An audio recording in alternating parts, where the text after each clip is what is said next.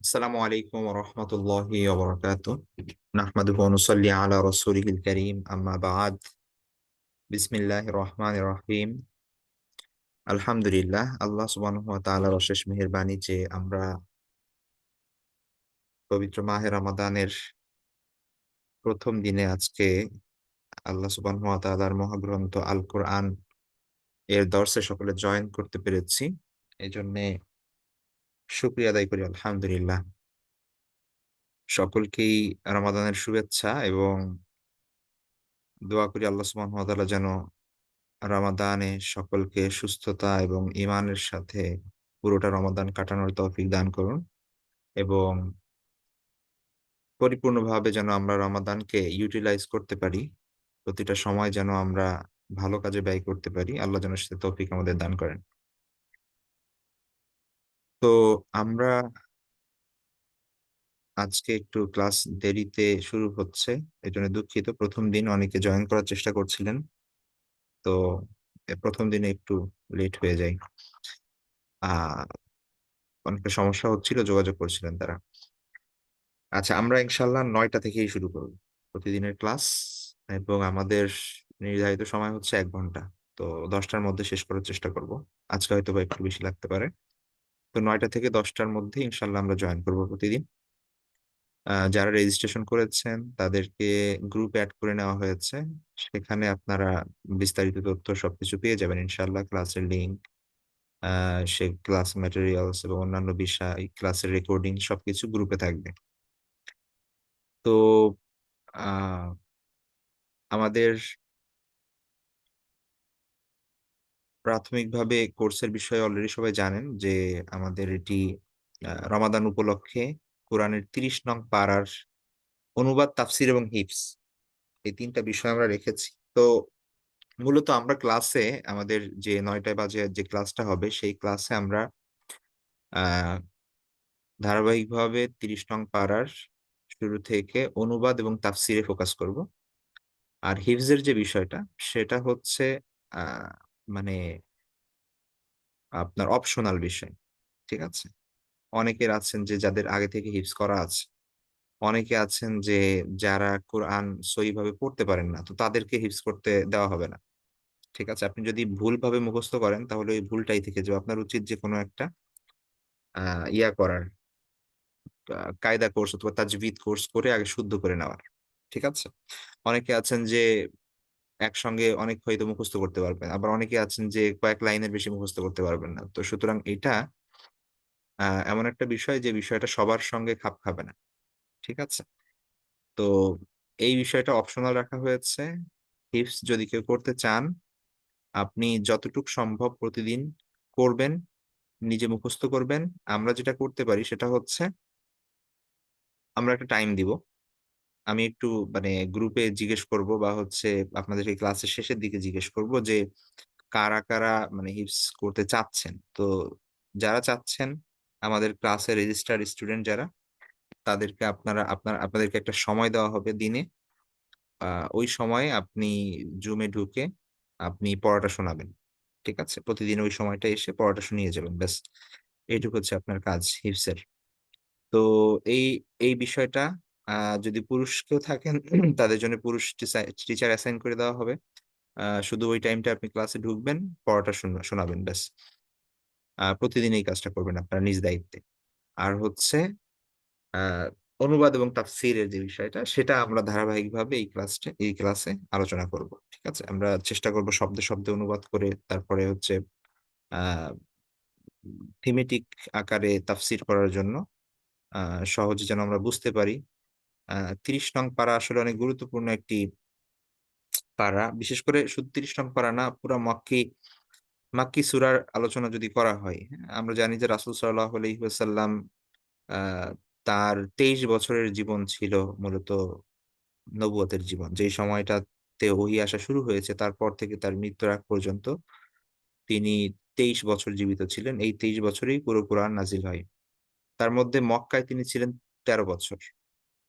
ঠিক আছে? মক্কায় ছিলেন হচ্ছে ১৩ বছর।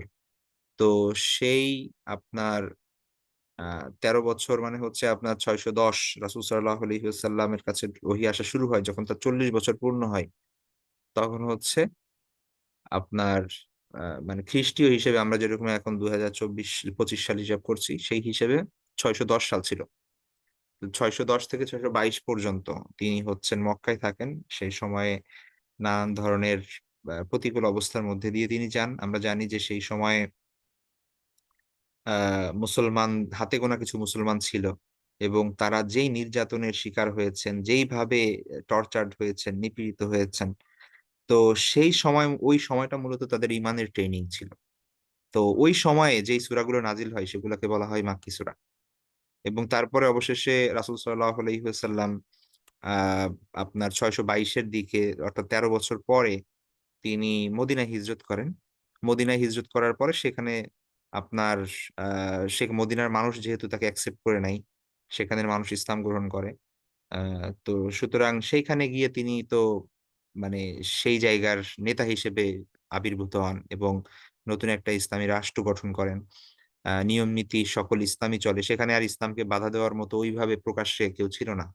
তো যার কারণে সেই সময় যখন মুসলমানদের প্রতিকূল মানে অবস্থা যখন অনুকূলে চলে আসে তখন আল্লাহ সুবহানাহু ওয়া তাআলা একের পর এক বিধান নাজিল করেন। আ আমরা জানি যে রোজার বিধান, হজের বিধান তো আরো পরে আসে। তারপর যাকাতের বিধান, এই ধরনের যত বিধান আছে এগুলো কিন্তু আস্তে, আস্তে হ্যাঁ, মদ হারাম হওয়া, তারপরে হচ্ছে অ্যা পর্দার বিধান। এই সব বিধান আস্তে, আস্তে মদিনায় কিন্তু নাজিল হয়। মক্কায় শুধুমাত্র সালাতের বিধান থাকে, তাও আবার আমরা জানি যে মেরাজের রাতে আল্লাহ রাসূল সাল্লাল্লাহু আলাইহি ওয়াসাল্লাম সালাতের বিধানটা পান। আর মেরাজ হয়েছে একদম শেষের দিকে গিয়ে। ঠিক আছে? হয় ১০ম অথবা ১১তম বছরে। তো তো তার মানে বোঝা যায় যে একদম ১ম দিকে যে সূরাগুলো নাজিল হয়েছে সেখানে দেখা যাচ্ছে আপনার এই ধরনের অ্যা যে বিষয়গুলো আছে সেই বিষয়গুলোর দিকে তাকালে আমরা দেখব যে মাক্কি সূরাগুলোতে অধিকাংশ সূরাতে আছে ঈমান, তাওহীদ, রিসালাত, আখিরাত, আল্লাহর একত্ববাদের উপর জোর দেওয়া হয়েছে। শিরিক থেকে দূরে থাকতে বলা হয়েছে, কুফর থেকে দূরে থাকতে বলা হয়েছে।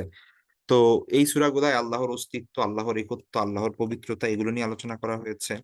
পূর্বের জাতির ঘটনাগুলো বর্ণনা করা হয়েছে। বলা হয়েছে যে আদ জাতি, সামুদ জাতি, ফেরাউনরা, তারপরে হচ্ছে লূত আলাইহিস সালামের জাতি এদের ঘটনা কি ছিল? এরা কি, কি করে গিয়েছে? যাতে মানুষ বুঝতে পারে এবং সেগুলোর আলোচনা করে যেন তাদের ঈমান বৃদ্ধি হয় সেই বিষয়গুলো কিন্তু আলোচিত হয়েছে। তারপরে হচ্ছে দাওয়াতের বিষয়গুলো, হ্যাঁ? রাসূল সাল্লাল্লাহু আলাইহি ওয়াসাল্লামের সঙ্গে কাফিরদের কথোপকথন। তারা বিভিন্ন বিষয়কে অস্বীকার করে। তারপর হচ্ছে রাসূল সাল্লাল্লাহু আলাইহি ওয়াসাল্লাম সেগুলোর সত্যতা তুলে ধরেন। এই ধরনের বিষয়, হ্যাঁ? মানে রাসূল সাল্লাল্লাহু আলাইহি ওয়াসাল্লামের নৈতিক এবং ঈমানি শক্তির বিষয়গুলো কিন্তু এখানে চলে আসে। এর পাশাপাশি অ্যা মানে সালাতের কথা বলা হয়েছে এসব আয়াতে। কিন্তু সেই সালাতগুলো ছিল আপনার আ কি বলে আপনার মানে ৫ ওয়াক্ত ফরজ সালাত যে আমরা এখন আদায় করি সেই সময় কিন্তু এটা ছিল না। শুরুর দিকে মুসলমানদের উপর সালাত ফরজ ছিল কিন্তু সেটা ২ বেলা ছিল। ২ রাকাত করে তারা সকালে সন্ধ্যায় পড়তেন আরকি। তো সালাতের গুরুত্ব আরোপ, তারপর আত্মীয়স্বজনের সাথে ভালো ব্যবহার, তারপরে এতিম, অসহায়দের সঙ্গে ভালো ব্যবহার করা, দান সাদাকা করা, আত্মীয়তার সম্পর্ক রক্ষা করা, এই বিষয়গুলোর উপর ফোকাস করা হয়েছে। সামাজিক এবং আ আপনার এই যে নীতি এবং আদর্শ সেই বিষয়গুলো। ঠিক আছে? তো এইজন্য আপনার আ মানে এই ৩০ নং পারা এটা মানে আমাদের জন্য খুব ইম্পোর্টেন্ট একটা বিষয়। আমরা যদি এগুলো খুব ভালো করে বুঝতে পারি, অনুধাবন করতে পারি, প্রত্যেকটা সূরা থেকে শিক্ষা নিতে পারি, তাহলে এটা আমাদের জন্য অনেক বড় একটা প্রাপ্তি হবে। ঠিক আছে? তো আমরা ইনশাআল্লাহ প্রতিটা ক্লাসেরই আ আমরা আমাদের রেকর্ড হচ্ছে, সেই রেকর্ড গুলো আমরা দিয়ে দিব। আপনারা আ সেগুলো দেখবেন। যারা ক্লাস করতে অনেকে আছেন লাইভে ক্লাস জয়েন করেছেন কিন্তু আ লাইভ ক্লাস করতে পারবেন না, ব্যস্ততা আছে। তারা ইনশাআল্লাহ পরবর্তীতে দেখে নিতে পারবেন। তো এই যে সূরা আপনার টোটাল আমরা জানি যে ১১৪ টা সূরা। তার মধ্যে কিন্তু আপনার ৮৬ টি সূরাই হচ্ছে আ মাক্কি সূরা। ঠিক আছে? বাকিগুলো হচ্ছে মাদানী সূরা। তো অধিকাংশ সূরা হচ্ছে মাক্কি। তো আ এবং মানে ৩০ পারায় তো অনেক সূরা। মানে অধিকাংশ সূরাই ৩০ পারায়। ঠিক আছে? অর্থাৎ সূরা নাবা থেকে শুরু হচ্ছে। সূরা নাবা হচ্ছে সম্ভবত ৭৮ নম্বর সূরা এবং এরপরে ৭৮ থেকে নিয়ে একদম ১১৪ পর্যন্ত এই সবগুলো সূরাই হচ্ছে আপনার ৩০ পারার। এখানে খুব ২-১ টা সূরা হয়তোবা মাদানী সূরা আছে। বাকি সবগুলাই মাক্কি সূরা। তো আমরা ইনশাআল্লাহ এগুলো থেকে আমরা চেষ্টা করব যে আমাদের রামাদানের মধ্যেই আমাদের কোর্সটা শেষ করার এবং আমাদের টাইম হচ্ছে অ্যা মানে আজকে থেকে শুরু হলো ইনশাআল্লাহ ২৫ রোজা পর্যন্ত আমাদের খেয়াল যে ২৫ রোজার মধ্যে শেষ করব। আর শুক্রবার বাদে প্রতিদিনই আমাদের ক্লাস হবে ইনশাআল্লাহ। আর যদি ২৫ তারিখের মধ্যে শেষ না করতে পারি, বাকি যে দিনগুলো থাকবে সেগুলোর মধ্যে ইনশাআল্লাহ আমরা শেষ করার চেষ্টা করব। তো আজকে আর কথা না বাড়িয়ে আমরা সামনে চলে যাই। আমাদের আজকের টপিক হচ্ছে সূরা নাবা, হ্যাঁ? তো সূরা নাবা কোরআনের খুব গুরুত্বপূর্ণ একটা সূরা। আমরা আ সূরা নাবার যদি কিছু ইনফরমেশন দেখি, সূরা নাবা হচ্ছে আপনার আমরা আগে একটু আলোচনা করে তারপরে হচ্ছে ইসে চলে যাব। সূরার আ মানে একদম শব্দে, শব্দে অর্থে চলে যাব একটু পরে। তার আগে আমরা একটু থিমেটিক কিছু বিষয় দেখি যে এখানে কয়টা থিম নিয়ে আলোচনা করা হয়েছে, কয়েকটা বিষয়বস্তু আছে। তো সূরা নাবা কোরআনের ৭৮ নাম্বার সূরা। এটা ৩০ নং পারার ১ম সূরা। এখানে টোটাল আয়াত আছে ৪০ টি। আর আ এই যে নাবা শব্দটা, হ্যাঁ? নাবা নাবা শব্দের অর্থ হচ্ছে মানে গ্রেট নিউজ, বিশাল সংবাদ, অনেক বড় ধরনের মানে ঠিক আছে? মানে আমাদের পত্রিকায় বিভিন্ন নিউজ থাকে। কিন্তু সবথেকে বড় হেডিং থাকে যেটা, ওটাও থাকে হচ্ছে সবথেকে টপ অফ দ্যা নিউজ আরকি। তো ওইটা হচ্ছে নাবা। নাবা বলা হয় ওইটাকে। মানে গুরুত্বপূর্ণ বার্তা। সবথেকে গুরুত্বপূর্ণ নিউজ যেটা, খবর যেটা, মেসেজ যেটা সেটা হচ্ছে নাবা। ঠিক আছে? তো এই সূরার মধ্যে আল্লাহ সুবহানাহু ওয়া তাআলা যে বিষয়গুলো আলোচনা করেছেন ৪০ টি আয়াতে সেগুলোকে যদি আমরা ভাগ করি, তাহলে আমরা দেখব যে সেখানে মোটা দাগে ৬ টি বিষয় আছে। ঠিক আছে? ৬ টি বিষয় আছে। সেই ৬ টি বিষয় কি, কি? ১ নাম্বার হলো ১ম এ আল্লাহ শুরু করেছেন যে মানুষ যে কিয়ামত নিয়ে আ কিয়ামতের সত্যতা নিয়ে আ সন্দেহ করে, বিতর্ক করে, নিজেদের মধ্যে কেউ বিশ্বাস করে, কেউ করে না, কেউ সন্দেহ পোষণ করে। ঠিক আছে? এরকম যে নিজেদের মধ্যে কথোপকথন এবং আলোচনা করে, এটা নিয়ে আল্লাহ সুবহানাহু ওয়া তাআলা কথা বলেছেন যে কিয়ামত সত্য এবং নিশ্চিতভাবেই কিয়ামত সংঘটিত হবে। সুতরাং এখানে কোন সন্দেহের অবকাশ নাই। আর তারা অচিরেই এটা বুঝতে পারবে। হ্যাঁ? এখন তারা সন্দেহের মধ্যে আছে। কিন্তু তারা যখন সেটা চাক্ষুষ করবে তখন কিন্তু তাদের এই অবিশ্বাস আর থাকবে না। সেটা অবশ্যই, অবশ্যই তারা সেটা দেখতে পাবে। তারা এটা বুঝতে পারবে। তারা এটা সিউরলি জানবে যে কিয়ামত আছে। সুতরাং আল্লাহ সুবহানাহু ওয়া তাআলা আ কিয়ামত নিয়ে মানুষের সন্দেহ, বিতর্ক সেগুলোর অবসান করে তার স্পষ্ট হুকুম সেখানে দিয়ে দিয়েছেন। সত্য সংবাদ সেখানে দিয়ে দিয়েছেন। এবং কিয়ামতটাকে মূলত এখানে বলা হয়েছে যে নাবাউন আযীম। নাবাউন আযীম মানে হচ্ছে মহা সংবাদ। ঠিক আছে? কিয়ামত এমন একটা বিষয় যে মানে সবথেকে বড় ঘটনাগুলোর মধ্যে একটা ঘটনা। তাই না? পৃথিবী ধ্বংস হয়ে যাবে সবকিছু। এর থেকে বড় ঘটনা আর কি আছে? তো সেইটার কথা আ আপনার এখানে উল্লেখ করা হয়েছে। আ তো এইটার নামেই কিন্তু এই সূরা। তাহলে এটা হচ্ছে একটা বিষয়। ১ম টপিক এই সূরার কিয়ামত নিয়ে মানুষের সন্দেহ, বিতর্ক এই বিষয়টা নিয়ে আল্লাহ সুবহানাহু ওয়া তাআলা কথা বলেছেন। তারপরে যদি আমরা দেখি যে তারপরে যদি আমরা দেখি যে আ পরের যে বিষয়গুলো, সেই বিষয়গুলোতে আমরা যদি একটু ভালো করে খেয়াল করি, সেখানে আমরা দেখব যে আল্লাহ সুবহানাহু ওয়া তাআলা আলোচনা করেছেন যে আ আল্লাহ সুবহানাহু ওয়া তাআলার যে নিদর্শন এই পৃথিবীতে, ঠিক আছে? সেই বিষয়গুলো যে তার যে কুদরত তিনি যেভাবে আকাশ সৃষ্টি করেছেন, তিনি যেভাবে পর্বত সৃষ্টি করেছেন, তিনি মানুষকে যেভাবে সৃষ্টি করেছেন, দিন-রাতের পরিবর্তন যেভাবে আল্লাহ ঘটান, হ্যাঁ? আল্লাহ যেভাবে আকাশ থেকে বৃষ্টি বর্ষণ করেন, জমিন থেকে ফসল উৎপন্ন করেন। এই যে আল্লাহর নিদর্শন, এগুলো দিয়ে আল্লাহ মূলত বোঝাতে চাচ্ছেন যে আল্লাহর দ্বারা যদি এগুলো সম্ভব হয়, তাহলে পুনরুত্থান কেন সম্ভব না? কেন তাহলে আপনার কিয়ামত ঘটানো সম্ভব না? পরকালে হিসাব নেওয়া সম্ভব না? মানুষের মৃত্যুর পরে আবার জীবিত করা সম্ভব না? এটাই আল্লাহ সুবহানাহু ওয়া তাআলা বলছেন। ঠিক আছে? তো আ আপনার আমরা যদি দেখি যে আয়াতগুলো যদি ভাগ করি তাহলে ১ম যে টপিক সেটা ১ থেকে ৫ নাম্বার আয়াতের মধ্যে আল্লাহ সুবহানাহু ওয়া তাআলা এই কিয়ামতের প্রতি অবিশ্বাসীদের ব্যাপারে আল্লাহ সুবহানাহু ওয়া তাআলা বলেছেন, তাদের প্রতিক্রিয়ার ব্যাপারে বলেছেন ১ থেকে ৫ নাম্বার আয়াতে। ৬ থেকে ১৬ নাম্বার আয়াত ৬ থেকে ১৬ নাম্বার আয়াত টোটাল ১১ টা আয়াতে আল্লাহ সুবহানাহু ওয়া তাআলা এখানে এই যে মানুষকে স্মরণ করিয়ে দিচ্ছেন যে তিনি কিভাবে পৃথিবী ও মহাবিশ্ব সৃষ্টি করেছেন। ঠিক আছে? সেই বিষয়গুলো আল্লাহ স্মরণ করিয়ে দিচ্ছেন যে, যেই আল্লাহ এরকম করতে পারেন, আল্লাহ কি তোমাদের জন্য এটা করেননি? আল্লাহ কি তোমাদের জন্য এটা করেননি? তাহলে কিভাবে তোমরা অস্বীকার করো? কিভাবে তোমরা মনে করো যে, যেই আল্লাহ কোনো কিছু ছিল না, একদম নাথিং থেকে এই সুন্দর পৃথিবীকে জন্ম দিয়েছেন, সেই আল্লাহ পুনরায় কেন আবার সৃষ্টি করতে পারবেন না? এটা তোমাদের অবিশ্বাসের কারণ কি? সেটা আল্লাহ সুবহানাহু ওয়া তাআলা তুলে ধরেছেন ৬ থেকে ১৬ নাম্বার আয়াত। সুতরাং ১ম এ অবিশ্বাস, সন্দেহ এইটাকে আল্লাহ সুবহানাহু ওয়া তাআলা ডিনাই করে প্রত্যাখ্যান করে আল্লাহ দলিল দিচ্ছেন যে, "দেখো আল্লাহর নিদর্শনের দিকে তাকাও, তুমি আল্লাহকে বুঝতে পারবা এবং আল্লাহ এই সম্পর্কে জানতে পারবা।" এবং যেই কিয়ামত নিয়ে তাদের সন্দেহ, সেই কিয়ামতটা কেমন হবে, সেই ভয়াবহ চিত্রটাও আল্লাহ তুলে ধরেছেন পরের যে বিষয়টা সেখানে। ঠিক আছে? এখানে আমরা যদি দেখি তাহলে দেখব যে ১৭ থেকে ২০ নাম্বার আয়াত। ঠিক আছে? এই ৪ টা আয়াতে আল্লাহ সুবহানাহু ওয়া তাআলা বলছেন যে, যেদিন সিংগায় ফু দেওয়া হবে, মানুষ দলে, দলে সমাবেত হবে। সেখানে মানে এমন কথা বলছেন আল্লাহ যে আকাশ খুলে যাবে, দরজা হয়ে যাবে সেখানে। পর্বতমালা উড়ে যাবে একটা জায়গা থেকে আরেক জায়গায়। এমন অবস্থা হবে সে ভয়ংকর দিনের বর্ণনা দিচ্ছেন। আল্লাহ শুধু সেটা বলেন নাই যে হ্যাঁ, এটা আছে। বরং সরাসরি আমাদের সামনে চিত্র তুলে ধরছেন যে দেখো এরকম হবে কিন্তু। ঠিক আছে? সেই দিনের বর্ণনা আল্লাহ সুবহানাহু ওয়া তাআলা দিয়ে দিচ্ছেন। কিয়ামতের ভয়াবহ চিত্র কতটা ভয়ংকর হবে। তো সেই বিষয়টা আল্লাহ সুবহানাহু ওয়া তাআলা এই পরের বিষয়গুলোতে তুলে ধরেছেন ১৭ থেকে ২০ নাম্বার আয়াত।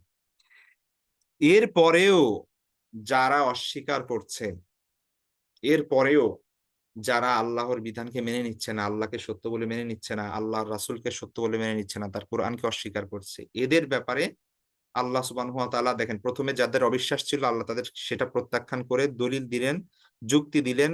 তাদেরকে বললেন যে, "পৃথিবীর দিকে তাকাও, আল্লাহর সৃষ্টির দিকে তাকাও তোমরা বুঝতে পারবে।" এবং কিয়ামতের বর্ণনা দিলেন। এত কিছুর পরেও যারা অবিশ্বাস করে তাদের ব্যাপারে আল্লাহ সুবহানাহু ওয়া তাআলা ২১ থেকে ৩০ নং আয়াতে আল্লাহ সুবহানাহু ওয়া তাআলা বলছেন যে, "এই সকল অপরাধীর শাস্তি কি হবে?" ২১ থেকে ৩০ নং আয়াতে আল্লাহ সুবহানাহু ওয়া তাআলা সেখানে বলছেন যে যারা এত নিদর্শনের পরেও আল্লাহকে অস্বীকার করেছে, আল্লাহর বিধান মানেনি, আল্লাহর বা কিতাবকে প্রত্যাখ্যান করেছে, নবীকে নিয়ে হাসি তামাশা করেছে, তো তাদের অবস্থা কি হবে? আল্লাহ সুবহানাহু ওয়া তাআলা সেখানে উল্লেখ করেছেন যে, অপরাধীদের জন্যে সেইখানে দীর্ঘকাল তারা সেখানে অবস্থান করবে জাহান্নামে। সেখানে তাদের কোনো পানীয় থাকবে না, মজাদার কিছু থাকবে না। সেখানে তাদের জন্য থাকবে হচ্ছে ফুটন্ত পানি। যখন পিপাসায় তারা মানে এমন একটা অবস্থায় হবে যে তাদের তাদের সেখানে তো মৃত্যু হবে না। কিন্তু তারা ওই মৃত্যুর কষ্ট ভোগ করবে। এবং যখন পানির জন্য ছটফট করবে তাদেরকে দেওয়া হবে ফুটন্ত পানি অথবা দুর্গন্ধযুক্ত পুজ, ঠিক আছে? রক্ত সেগুলো দেওয়া হবে তাদেরকে খাবারের জন্য। এবং সেগুলো যখন তারা খাবে বা খেতে বাধ্য হবে এবং খাওয়ার পরে তাদের পিপাসা আরো বেড়ে যাবে, আরো আ তাদের কষ্ট হবে। তো এইগুলো আল্লাহ সুবহানাহু ওয়া তাআলা বলছেন যে তাদের কৃতকর্মের উপযুক্ত প্রতিদান আল্লাহ সুবহানাহু ওয়া তাআলা এভাবেই তাদেরকে দিবেন। এভাবে তাদেরকে হুমকি দেওয়া হয়েছে। এখানে ধমকি দেওয়া হয়েছে, সতর্ক করা হয়েছে শাস্তির কথা বর্ণনা করে। শুধু আল্লাহ সুবহানাহু ওয়া তাআলার একটা নিয়ম যে আল্লাহ সুবহানাহু ওয়া তাআলা যখনই শাস্তির কথা বলেন, এর বিপরীতে আল্লাহ এটাও বলেন যে আল্লাহ কত দয়ালু। যদি আল্লাহকে বিশ্বাস করে মানুষ, যদি আল্লাহর পথে ঈমান আনে, তাহলে আল্লাহ সুবহানাহু ওয়া তাআলা তাদেরকে পুরস্কৃতও করবেন। সেইটা আল্লাহ সুবহানাহু ওয়া তাআলা ৩১ থেকে ৩৬ নাম্বার আয়াতে ৩১ থেকে ৩৬ নাম্বার আয়াতে আল্লাহ সেখানে বলছেন যে, যারা মুত্তাকি, যারা পরহেজগার, যারা হচ্ছে আল্লাহর বিধান মেনেছে এবং আ দুনিয়াতে সৎ পথে থেকেছে, তারা সেখানে নিরাপদ এবং শান্তিতে থাকবে। সেখানে তাদের কোনো ভয় নেই, কোনো দুশ্চিন্তা নেই, কোনো টেনশন নেই। সেখানে থাকবে বিস্তীর্ণ উদ্যান, ফলমূল, সেখানে তাদের সুন্দর সঙ্গী থাকবে, হ্যাঁ? সঙ্গী-সঙ্গিনীদের সাথে তারা থাকবে। সেখানে কোন ধরনের বাজে কথা, গালি, গীবত, মিথ্যা এই ধরনের কোন কিছু তারা সেখানে শুনবে না। ঠিক আছে? তো সেই জিনিসগুলো আল্লাহ সুবহানাহু ওয়া তাআলা ৩১ থেকে ৩৬ নাম্বার আয়াতে তুলে ধরেছেন। এবং অবশেষে সামারাইজ করছেন। আল্লাহ পুরো বিষয়টাকে শেষে এনে ৩০ থেকে ৪০ নং আয়াতের মধ্যে শেষ সতর্কবার্তা দিয়ে দিচ্ছেন মানুষকে দের যে দেখো আসমান এবং জমিনে যা কিছু আছে সব কিন্তু আল্লাহর অধীনে, সব আল্লাহর মালিকানায়। সুতরাং তোমরা বিশ্বাস করো না করো তাতে কিচ্ছু আসে যায় না। তুমি যদি বিশ্বাস করো তাহলে এটা তোমার ভালোর জন্যে। আর তুমি অবিশ্বাস করলে সেটা তোমার আ মানে তোমারই ক্ষতি হবে। এতে আল্লাহর কিচ্ছু যায় আসবে না। ঠিক আছে? কিন্তু আল্লাহ সুবহানাহু ওয়া তাআলা সেই দিনের আ দিয়ে চিত্র তুলে ধরে মানুষকে শেষ মুহূর্তে সতর্ক করছেন যে, "দেখো সেই দিন ফেরেশতা তারপরে হচ্ছে মানুষ সবাই সারিবদ্ধভাবে দাঁড়িয়ে থাকবে। আর কাফেরদেরকে সেইদিন বলা হবে যে, "তোমাদেরকে তো আমি শাস্তির ব্যাপারে সতর্ক করেছিলাম। সুতরাং আজকে তোমরা সেই শাস্তি ভোগ করো, যে এটা তোমরা বিশ্বাস করতে না, যেই সতর্ক তোমরা গ্রাহ্য করোনি, কানে নাওনি।" এবং অবশেষে মানুষকে যখন শাস্তি মানে মানুষ যখন তাদের সম্মুখে চাক্ষুষ করবে যে আসলেই শাস্তি আল্লাহ সুবহানাহু ওয়া তাআলা তাদেরকে দিবেন, তখন তারা আফসোস করবে, "হায়! আমি যদি আজকে মাটি হয়ে যেতাম, আমি যদি আজকে না থাকতাম এখানে, আমার যদি অস্তিত্বই বিলীন হয়ে যেত", এই আফসোস তারা করবে। কিন্তু সেই আফসোসে আর কোন কাজ হবে না। তো এই কথা বলে আল্লাহ সুবহানাহু ওয়া তাআলা এই সূরার সমাপ্তি ঘটান। তো সূরা নাবা খুব গুরুত্বপূর্ণ একটা সূরা। আমরা যদি অনেকের হয়তো মুখস্থ আছে। কিন্তু আপনার যদি অর্থের দিকে তাকায় যদি পড়তে পারি, তাহলে আপনি কোন অবস্থাতেই মানে আপনি সালাতের মধ্যে এটা পড়বেন, অর্থ বুঝে পড়বেন আর আপনার নামাজে মনোযোগ থাকবে না। আপনি নামাজে এদিক-সেদিক চিন্তা করবেন। এটা অসম্ভব। এটা হতেই পারে না। ঠিক আছে? তো এইজন্য বুঝে পড়াটা খুব ইম্পোর্টেন্ট। হ্যাঁ? আমাদের 50% এর কোর্স হয়, 70% এর কোর্স হয় যেগুলো কুরআন বোঝার জন্য মূলত ওই কোর্সগুলো ডিজাইন করা।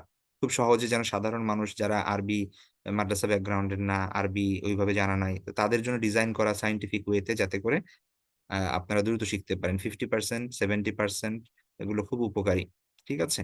তো সময় থাকলে ওগুলো করবেন আপনারা। আর হচ্ছে আমরা ইনশাআল্লাহ এখন ওয়ার্ড বাই ওয়ার্ড মানে প্রতিটা আয়াতের অর্থ দেখব। তাহলে দেখব যে এটা কি পাওয়ারফুল আয়াত এগুলো। এবং আপনি যখন সালাতের মধ্যে এমনি যখন এগুলো তেলাওয়াত করবেন, আপনি যখন এগুলোর অর্থ বুঝবেন, এটা কোনো ওয়ে নাই যে আপনি নামাজে মনোযোগ হারাবেন অথবা আপনার চোখ দিয়ে পানি পড়বে না। আপনি অ্যান কি বলে আবেগে উচ্ছ্বসিত হবেন না জান্নাতের কথা শুনে অথবা আল্লাহর নিয়ামতের কথা শুনে। আর ভয়ে আপনার কম্পন হবে না যখন জাহান্নামের আলোচনা হবে। এটা অসম্ভব। ঠিক আছে? এটা অসম্ভব। তো এইটা আমরা যখন এই জিনিসটা যদি আমরা না করতে পারি, তাহলে কিন্তু আমাদের মানে সালাতে কখনোই আমরা মনোযোগ দিতে পারব না। কখনোই আমাদের কাছে মনে হবে না যে অ্যা ওইটা ইম্পোর্টেন্ট জিনিস। ঠিক আছে? আমরা যতই চেষ্টা করি আমাদের মন এদিক-সেদিক চলে যাবে। যদি না আমরা এই বিষয়গুলো নিজেরা অনুধাবন করে যদি না পড়ি আরকি। তো আমাদের চেষ্টা থাকবে এটলিস্ট ৩০ নং পারা যেহেতু আমাদের ৩০ নং পারার আংশিক, অনেকের শেষের ১২ টা সূরা মুখস্থ, অনেকের ২০ টা সূরা মুখস্থ, অনেকের মাঝের বিভিন্ন সূরা মুখস্থ। তো এই একটা সুযোগ যতটুকু আপনার মুখস্থ আছে এটার অর্থ সুন্দরভাবে জেনে ফেলা। এই কোর্সের মাধ্যমে ইনশাআল্লাহ। ঠিক আছে? তাহলে দেখবেন আপনি ক্লাসের মানে নামাজের মধ্যে তারপরে ক্লাসের বাইরে অন্য সময় যখনই আপনি পড়বেন সূরাগুলো আপনি যেন অর্থের দিকে তাকিয়ে পড়তে পারেন। এটা আপনাকে আপনার ঈমান যেমনিভাবে বৃদ্ধি করবে ইনশাআল্লাহ, আল্লাহর ভয় তৈরি হবে অন্তরের মধ্যে এবং প্লাস হচ্ছে আ আপনার কি বলে নামাজে মনোযোগ সৃষ্টি হবে এবং পড়ায় আপনি আনন্দ পাবেন। তাই না? আমরা দেখেন অনেক সময় এমন হয় না যে কোন একজন স্কলারের কথা শুনে আমাদের অন্তর গলে যায়। হ্যাঁ? এমন কথা বলেন তিনি চমৎকার করে আল্লাহর কথা বলেন, জান্নাতের কথা বলেন, জাহান্নামের কথা বলেন, পরকালের কথা বলেন। তো আমাদের অন্তর গলে যায়। আমরা মনে হয় আপনার মনে হয় যে ওই স্কলার খুব ভালো। হ্যাঁ? তার কথায় আপনার এই প্রভাব সৃষ্টি হয়। তাহলে আপনি একটু চিন্তা করেন, মানুষের কথায় যদি আপনার এরকম প্রভাব হয়, তাহলে সরাসরি আল্লাহর কথায় আপনার কেমন প্রভাব হবে? কোরআনের প্রত্যেকটা আয়াত সরাসরি আল্লাহর কথা, কালামুল্লাহ। ঠিক আছে? আল্লাহর কথা। কিন্তু দুঃখের বিষয়, আফসোসের বিষয় হচ্ছে আমরা আল্লাহর কথা শোনার আমাদের সময় নাই। আল্লাহর কথা বোঝার আমাদের সময় নেই। আমরা এত ব্যস্ত এই দুনিয়াতে। ঠিক আছে? তো আল্লাহ যে এত সুন্দর জান্নাত বানিয়ে রেখেছেন, আল্লাহ যে জাহান্নাম বানিয়ে রেখেছেন, সেই জাহান্নাম থেকে আপনাকে যে মুক্তি দিবেন আর জান্নাতে দিবেন সেটা কেন দিবেন? তাদেরকেই দিবেন যারা হচ্ছে দুনিয়ার সকল ব্যস্ততার মাঝেও আল্লাহর দিকে আল্লাহর দিকে মনোযোগী ছিল এবং আল্লাহকে গুরুত্ব দিয়েছে। আল্লাহকে নিজের জীবনের একটা পার্ট বানিয়ে নিয়েছে। প্রত্যেকটা ক্ষেত্রে তারা আল্লাহকে মনে করত, স্মরণ করত। এরাই তো মূলত আ তাদের জন্যই তো জান্নাত। তাদেরকেই তো আল্লাহ রক্ষা করবেন জাহান্নাম থেকে। সুতরাং আমি আপনি কেন আ বুঝেও সেই দলের মধ্যে অন্তর্ভুক্ত হব না? এটা কিন্তু আমাদের চিন্তা করা উচিত, বোঝা উচিত। তাই না? শয়তান তো আমাদের ধোঁকা দিবেই। কিন্তু আমরা যখন বুঝতে পারছি যে শয়তান ধোঁকা দিচ্ছে, তারপরেও কিভাবে মানে হয় সেই ধোঁকার মধ্যে পড়ে থাকার? তো সকল ব্যস্ততার মধ্যে, সকল প্রয়োজনের মধ্যে আপনি যদি প্রায়োরিটি দেন, ঠিকই কিন্তু আপনি সময় বের করতে পারবেন।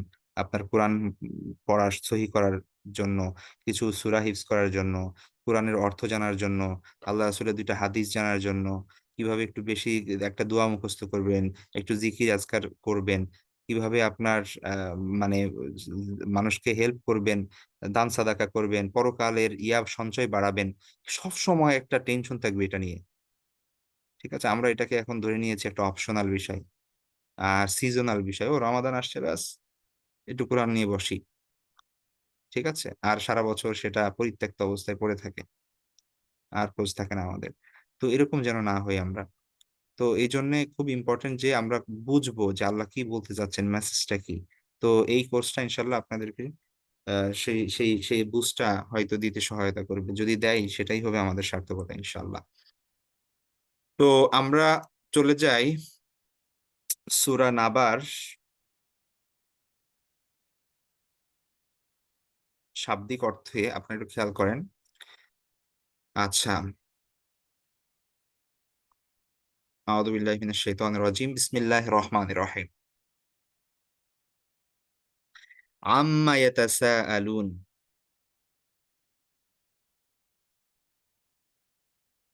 আপনারা যারা 70% 50% কমপ্লিট করেছেন তাদের জন্য বুঝতে অনেক কিছু সহজ হবে।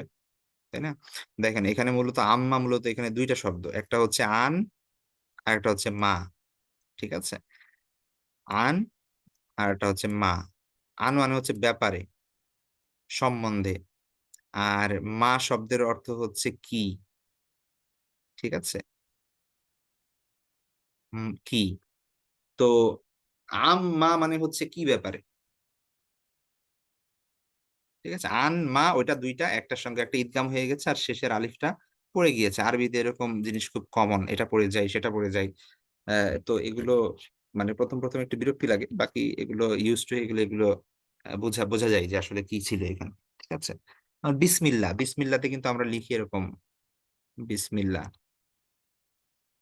কিন্তু এখানে মূলত ছিল বি তারপরে একটা হামজা ছিল। আলিফ ছিল আরকি, হ্যাঁ? হামজা ছিল। সেটা হয়ে গিয়েছে এই যে ইসমিল্লাহ। ইসমিল্লাহ ছিল মূলত এটা। কিন্তু এটা পড়ে গেছে। এটা হয়ে গেছে বিসমিল্লাহ। ইসমুন মানে হচ্ছে নাম। ইসমুল্লাহ মানে হচ্ছে আল্লাহর নাম। বিসমিল্লাহ মানে হচ্ছে আল্লাহর নামের সাথে, আল্লাহর নামের দ্বারা। তো যখন আপনি ওই যে আলিফটা পড়ে গিয়েছে, এটা কেন পড়ে এরকম অনেক নিয়ম কানুন আছে সেগুলোর দিকে এখন যাচ্ছি না। তো আম্মা মূলত ছিল আন-মা। ঠিক আছে? আম্মা মূলত ছিল আন-মা মানে কিসের ব্যাপারে? কি ব্যাপারে? কোন বিষয়ে? ইয়াতাসাআলুন, তাসাআলা ইয়াতাসাআলু। ঠিক আছে? এটা হচ্ছে ৬ নং ফর্ম। আপনার আ এটা হচ্ছে বাবে মুফাআলা বলা হয়। ক্বাতালা ইউকাতিলু। সরি তাকাবালা ইয়াতাকাবালু। এই ফর্মের। তো তাসাআলা ইয়াতাসাআলু। সুআল বলি না আমরা সোয়াল। সোয়াল মানে হচ্ছে জিজ্ঞাসা করা, প্রশ্ন করা, জানতে চাওয়া। ঠিক আছে? এটা হচ্ছে সুআল বলা হয়।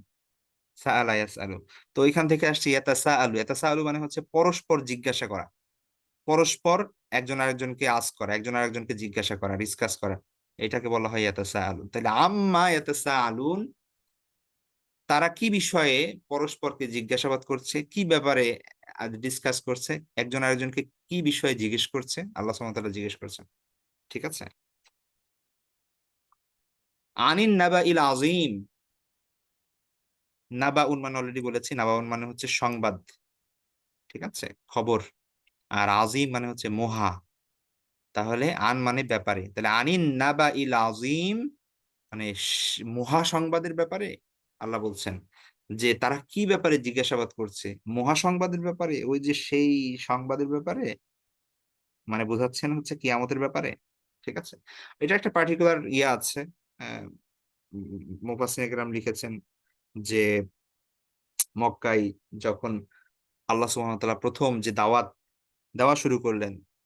হ্যাঁ, আমাদের কাছে তো এখন দেখেন ব্যাপারটা সব স্পষ্ট। কারণ আমরা জানি এই বিষয়গুলো। কিন্তু যখন মক্কার মানুষ যারা পরকালে বিশ্বাস করত না, পুনরুত্থানে তাদের বিশ্বাস ছিল না। ঠিক আছে? তো আ তারা যখন নতুন এই জিনিসটা শুনলেন, তখন এটা তো একটা বিরাট সংবাদ হয়ে গেল মক্কায় যে হ্যাঁ, আমরা নাকি মৃত্যুর পরে আবার জীবিত হবে। মুহাম্মদ নাকি এই বলতেছে সাল্লাল্লাহু আলাইহি ওয়াসাল্লাম। ঠিক আছে? তো কেউ হাসি তামাশা করতে লাগলো। হা, হা, হা, হা। ঠিক আছে? আমি আগেই বলছিলাম ও পাগল হয়ে গেছে ইত্যাদি, ইত্যাদি নাউজুবিল্লাহ। তারপর ইত্যাদি, ইত্যাদি বিভিন্ন ধরনের কথা-টথা বলতে লাগলো। তো বিভিন্ন জায়গায় বসে তারা আলোচনা করতে লাগলো। কেউ বলল যে হ্যাঁ, হয়তোবা সত্যি। আবার কেউ বললেন না, না, না, না, না। এগুলা না মিথ্যা কথা বলতেছে। ঠিক আছে? তো কেউ কেউ বলতে লাগলো কি বলে না বলে আমরা মরে গেলে আমাদের হাড্ডি গুড্ডি সব হচ্ছে এগুলা, হাড্ডি মাংস সব এগুলা পচে গেলে মাটির সাথে মিশে যায়, আবার কিভাবে আমরা জীবিত হবো? এটা তো নিশ্চয়ই পাগলের প্রলাপ। এ ধরনের তারা বিভিন্ন ধরনের কথা বলতে লাগলো। ঠিক আছে?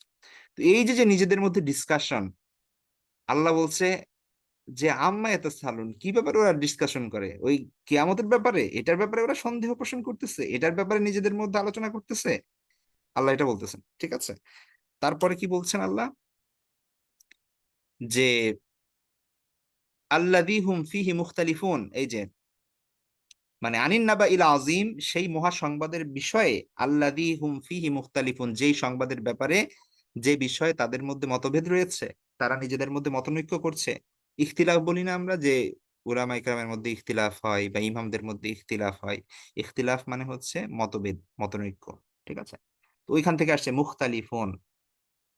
ঠিক আছে? আল্লাযী হুম ফীহি মানে যে বিষয়ে তারা মুখতালিফুন, মতনৈক্যের মধ্যে আছে। ঠিক আছে? মতনৈক্য করছে। তাহলে যে বিষয়ে তারা মতনৈক্য করছে, সেই মহা সংবাদের ব্যাপারে তারা জিজ্ঞাসাবাদ করছে, আল্লাহ সেটা বলছেন। ঠিক আছে? তাহলে আবার দেখি আম্মা ইয়াতাসাআলুন, ওরা একে অপরের কাছে কি বিষয়ে জিজ্ঞাসাবাদ করছে? আনিন নাবাইল আযীম, সেই মহা সংবাদের ব্যাপারে। আল্লাযী হুম ফীহি মুখতালিফুন, যে ব্যাপারে তারা নিজেরা দ্বিধান্বিত, যে ব্যাপারে তারা মতনৈক্যের মধ্যে আছে। ঠিক আছে? সেটা বলছেন। তারপর আল্লাহ এখন বলতেছেন কাল্লা। কাল্লা আসলে এটা বিভিন্ন শাব্দিক অর্থ হচ্ছে কখনোই না। ঠিক আছে? নেভার। তো এখানে মূলত বোঝানো হচ্ছে যে, এটা সাবধান বাণীর জন্য অনেক অনেক সময় বলা হয়। হ্যাঁ? খবরদার বলি না আমরা যেরকম সাবধান, খবরদার, এই টাইপের শব্দ মূলত কাল্লা। ঠিক আছে? যে কাল্লা, খবরদার, সাবধান, কক্ষনোই না। মানে ওরা যেসব আপনার ইয়া করতে মতানৈক্য করতেছে, যে সন্দেহ পোষণ করতেছে, এগুলো কখনোই সত্য না। ঠিক আছে? সায়া আলামুন, অচিরেই তারা জানতে পাবে। সা মানে অচিরেই, ইয়া আলামুন তারা জানতে পাবে। ঠিক আছে? ইয়া আলামুন থেকে আলিমা ইয়া আলামু থেকে ইয়া আলামু ইয়া আলামুনা, ইয়া আলামুনা মানে হচ্ছে তারা জানে, জানছে, জানবে। সা যখন থাকবে তখন সবসময় ভবিষ্যতের অর্থ দিবে। তাহলে সায়া আলামুন, অচিরেই তারা জানতে পাবে। ঠিক আছে? অর্থাৎ কক্ষনোই না, অচিরেই তারা জানতে পাবে। সাবধান, অচিরেই তারা জানতে পাবে। সুম্মা কাল্লা সায়ালামুন, আল্লাহ সুবহানাহু ওয়া তাআলা আবার পরে বলছেন যে অচিরেই তারা জানতে পাবে। আবারও বলি, কখনোই না, অচিরেই তারা জানতে পাবে। ঠিক আছে? আল্লাহ তাদেরকে বলছেন যে তারা খুব দ্রুতই চাক্ষুষ ভোগ করবে, চাক্ষুষ দেখবে। তাদের সামনে এই বিষয়টা স্পষ্ট হয়ে যাবে যে কোনটা সত্য, কোনটা মিথ্যা। যে বিষয়ে তারা সন্দেহ পোষণ করছিল, এই সব কিছু খোলাসা হয়ে যাবে অতি দ্রুত। সেটাই আল্লাহ বলছেন, সায়ালামুন, অচিরেই তারা জানতে পাবে। সুম্মা কাল্লা সায়ালামুন, অতঃপর আবারও সাবধান, অচিরেই তারা জানতে পাবে। ঠিক আছে? তো এই ৫ নাম্বার আয়াত, এই ৫ টা আয়াতের মধ্যে আল্লাহ সুবহানাহু ওয়া তাআলা তাদের ওই বিষয়টাকে ডিনাই করলেন এবং বললেন যে মানে তারা যে বিষয়ে সন্দেহ পোষণ করছে এটা কখনোই সত্য না। আ তাদের সন্দেহের কোনো অবকাশ নাই এখানে। তাদের সন্দেহের কোনো ভিত্তি নাই। তারা অচিরেই চাক্ষুষ বুঝতে পারবে, তারা প্রমাণ পেয়ে যাবে যে আল্লাহ যেটা বলেছিলেন সেটাই সত্য। তারা যখন তাদের সামনে এটা ঘটতে দেখবে এবং যখন তারা নিজেরা পুনরুত্থিত হবে, তখন কিন্তু তারা ঠিকই বুঝতে পারবে এবং সেই সময় খুব দূরে না। তারা অচিরেই সেটা বুঝতে পারবে। ৫ নাম্বার আয়াত পর্যন্ত আল্লাহ এই বিষয়গুলো বললেন। এখন আল্লাহ সুবহানাহু ওয়া তাআলা চিন্তাশীল ব্যক্তিদের জন্য কিছু নিদর্শন দিচ্ছেন। এরকম কিছু সায়েন্টিফিক বিষয়, কিছু হচ্ছে জিওগ্রাফিক্যাল কিছু বিষয়, কিছু হিস্টোরিক্যাল ইভেন্ট, কিছু হচ্ছে আপনার লিঙ্গুইস্টিক মিরাকল। আল্লাহ সুবহানাহু ওয়া তাআলা কোরআনের বিভিন্ন জায়গায়, জায়গায় রেখে দিয়েছেন। যে কেউ যদি সত্যি মানে আমরা যে জন্মগতভাবে মুসলমান দেখেন, ব্যাস বাবা-মা বলছে ইসলাম সত্য, আমরা সেই সত্য মেনে নিচ্ছি। মানে আসলেই কি সত্য কিনা এটা কি আপনি কখনো ভেবেছেন? একজন হিন্দুকে তার বাবা-মা বলতেছে তুমি যা করতেছো সেটাই সত্য। ব্যাস সে সারা জীবন ওইটাই মেনে নিচ্ছে। কখনো কোয়েশ্চেন করছে না নিজেকে। এই কোয়েশ্চেন করাটা খুব জরুরি। আপনিও কোয়েশ্চেন করবেন। ঠিক আছে? কিন্তু যখন একটা মানুষ কোয়েশ্চেন করবে এবং সব ঘুরে ফিরে যখন সব রিসার্চ করবে, জানার চেষ্টা করবে, বোঝার চেষ্টা করবে, আল্লাহ সুবহানাহু ওয়া তাআলা কোরআনের মধ্যে এমন, এমন জিনিস রেখে দিচ্ছে যে তার মাথার টনক নড়বেই। সে বুঝতে পারবেই যে এটা সত্য। সে যদি সত্যিকার অর্থে খুঁজে থাকে আরকি। এখন কেউ যদি কোরআনের ভুল ধরার জন্য খোঁজে নাস্তিকদের মতো যে কি, কি আছে দেখি তো আমি এখান থেকে ফাইন্ড আউট করে এটার ইসলামের বিরুদ্ধে কাজে লাগাবো। ঠিক আছে, তাহলে সেটা আলাদা ব্যাপার। কোরআন তাদেরকে তাদের আরো করেন। আল্লাহ সুবহানাহু ওয়া তাআলা সূরা বাকারার মধ্যে বলছেন যে যে ওয়াহদি বিহি কাসীরা ওয়া ইউদিল্লু বিহি কাসীরা ওয়া ইয়াহদি বিহি কাসীরা, যে আল্লাহ সুবহানাহু ওয়া তাআলা এই কোরআনের মাধ্যমেই অনেক মানুষকে হেদায়েত দেন, আবার এই কোরআনের মাধ্যমে অনেককে পথভ্রষ্ট করেন। ঠিক আছে, তো সেটা আলাদা ব্যাপার। কিন্তু আল্লাহ সুবহানাহু ওয়া তাআলার সত্যিকার অর্থে চিন্তাশীল ব্যক্তি যারা, তাদের ব্যাপারে আল্লাহ সুবহানাহু ওয়া তাআলা সামনে কিছু কথা বলছেন, যে এরা যদি চিন্তাশীল হয় সত্যিকার অর্থে, তাহলে এইগুলো নিয়ে চিন্তা ভাবনা করলে তারা কোরআনের বাস্তবতা বুঝতে পারবে, আল্লাহর প্রকৃত মানে আল্লাহর যেই বাস্তবতা সেটা তারা উপলব্ধি করতে পারবে যে আল্লাহ আছেন। ঠিক আছে, তো সেই জিনিসগুলো আল্লাহ বলছেন। এক নাম্বার হচ্ছে আলাম নাজআলিল আরদ মিহাদা, আমি কি বানাইনি। লাম না জাল, জালা ইয়াজালু মানে হচ্ছে বানানো, সেখান থেকে না জালু আমি বানাই, বানাচ্ছি, বানাবো।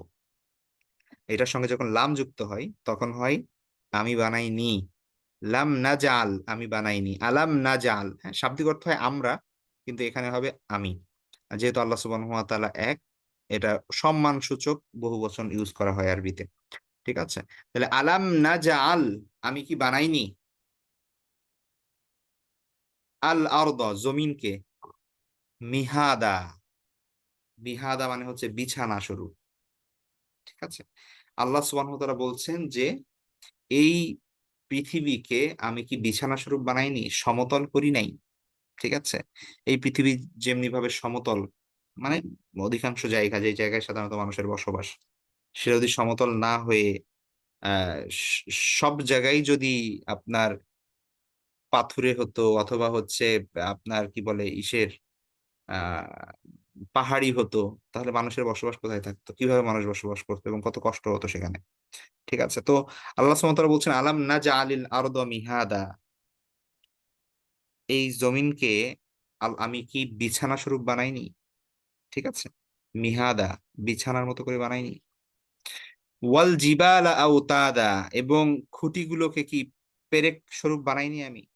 সরি, জিবাল মানে হচ্ছে পাহাড়, পর্বত, এবং পর্বতগুলোকে কি আমি পেরেক হিসেবে ব্যবহার করিনি, পেরেক হিসেবে বানাই নাই।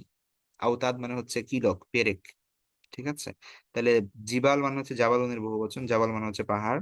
তাইলে ওয়াল জিবালা মানে হচ্ছে ওই আগের সাথেই, আলাম নাজআলিল জিবালা আওতাদা, অর্থাৎ আমি কি পাহাড়গুলোকে, পর্বত সমূহকে পেরেক হিসেবে বানাইনি, পেরেক হিসেবে এটাকে স্থাপন করিনি। ঠিক আছে, তো তারপর হচ্ছে আপনার ওয়া খলাকনাকুম আজওয়াজা, তোমাদেরকে আমি জোড়ায় জোড়ায় সৃষ্টি করিনি। খলাক ইয়াখলুকু মানে হচ্ছে সৃষ্টি করা, আমরা আল্লাহকে খালেক বলি, তিনি সৃষ্টিকর্তা, এই কারণে এই শব্দ থেকে এসেছে। তাহলে খলাকনা মানে হচ্ছে আমি আমি সৃষ্টি করেছি, কুম তোমাদের, আজওয়াজা জোড়ায় জোড়ায়। ঠিক আছে, ইন স্পাউসেস, তো মানে জাউজুন মানে হচ্ছে মানে স্পাউস, তো এখান থেকে আছে আজওয়াজা জোড়া। তাহলে ওয়া খলাকনাকুম আজওয়াজা, আমি কি তোমাদের সৃষ্টি করিনি জোড়ায় জোড়ায়। ওয়াজআলনা নাওমাকুম সুবাতা, ওয়াজআলনা নাওমাকুম সুবাতা, সুবাতা হচ্ছে সাবাতা থেকে, যার অর্থ হচ্ছে আরাম করা, বিশ্রাম করা। নাওমুন মানে হচ্ছে ঘুম, জাআলনা মানে আমি বানিয়েছি। তাহলে ওয়াজআলনা নাওমাকুম সুবাতা, আমি বানিয়েছি তোমাদের ঘুমকে সুবাতা, মানে হচ্ছে বিশ্রাম হিসেবে। হ্যাঁ, আমরা অনেক ক্লান্ত, একটু ঘুমিয়ে নিলাম, ব্যাস আমরা মানে ক্লান্তি, অবসাদ সবকিছু দূর হয়ে যায়। ঠিক আছে, তো এটা হচ্ছে আপনার এই আহ, ঘুমটা যে আমাদের শরীরকে সতেজ করে ফেলে, এটা কিন্তু একটা বড় গুরুত্বপূর্ণ সৃষ্টি আল্লাহ সুবহানাহু ওয়া তাআলা। ওটাকে দিয়েছেন এই কারণে যে আমরা যেন আবার নতুন ভাবে রিচার্জ হয়ে আবার কাজ শুরু করতে পারি, আমরা যেন আবার আহ আমাদের যেই মানে কাজ বাজ হোক বা ইবাদত হোক সেগুলো যেন আবার কন্টিনিউ করতে পারি, সেটার জন্য আল্লাহ সুবহানাহু ওয়া তাআলা ঘুম একটা অনেক বড় নিয়ামত। ঠিক আছে, ওয়াজআলনা নাওমাকুম সুবাতা, আল্লাহ সুবহানাহু ওয়া তাআলা কি করেছেন, আল্লাহ বলছেন যে এবং আমি বানিয়েছি তোমাদের ঘুমকে বিশ্রাম। ওয়াজআলনা লাইলা লিবাসা, লিবাস, লিবাস শব্দের অর্থ হচ্ছে আবরণ এবং পোশাক। আমরা যে পোশাক ব্যবহার করি এটাকে লিবাস বলা হয়, কারণ সেটা আমাদের শরীরকে ঢেকে দেয়। ঠিক আছে, তো লিবাসের শাব্দিক অর্থ হচ্ছে আবরণ, কিন্তু এটা পোশাক, পরিচ্ছদ, বস্ত্র এই ক্ষেত্রে ব্যবহৃত হয়। তাহলে ওয়াজআলনা লাইলা, রাত্রিকে আমি বানিয়েছি, লাইল মানে হচ্ছে রাত। ঠিক আছে? ওয়াজআলনাল লাইলা, রাত্রিকে আমি বানিয়েছি লিবাসা, আবরণ হিসেবে, পোশাক হিসেবে। ঠিক আছে? অর্থাৎ যেমনিভাবে আমরা যেরকম একটা চাদর দিয়ে নিজেকে ঢেকে নেই, রাত হলে আল্লাহ সুবহানাহু ওয়া তাআলা অন্ধকারের মাধ্যমে পুরো মানে এই এলাকাটিকে, এই অঞ্চলটিকে বা যেই ভূখণ্ডে আপনার আ ইয়া হচ্ছে, রাত হচ্ছে সেই ভূখণ্ডটিকে আল্লাহ সুবহানাহু ওয়া তাআলা ঢেকে নেন। ঠিক আছে? এটা একটা আবরণ দিয়ে দেন কেমন যেন। সবার দৃষ্টির বাইরে চলে যায় সেটা। ঠিক আছে?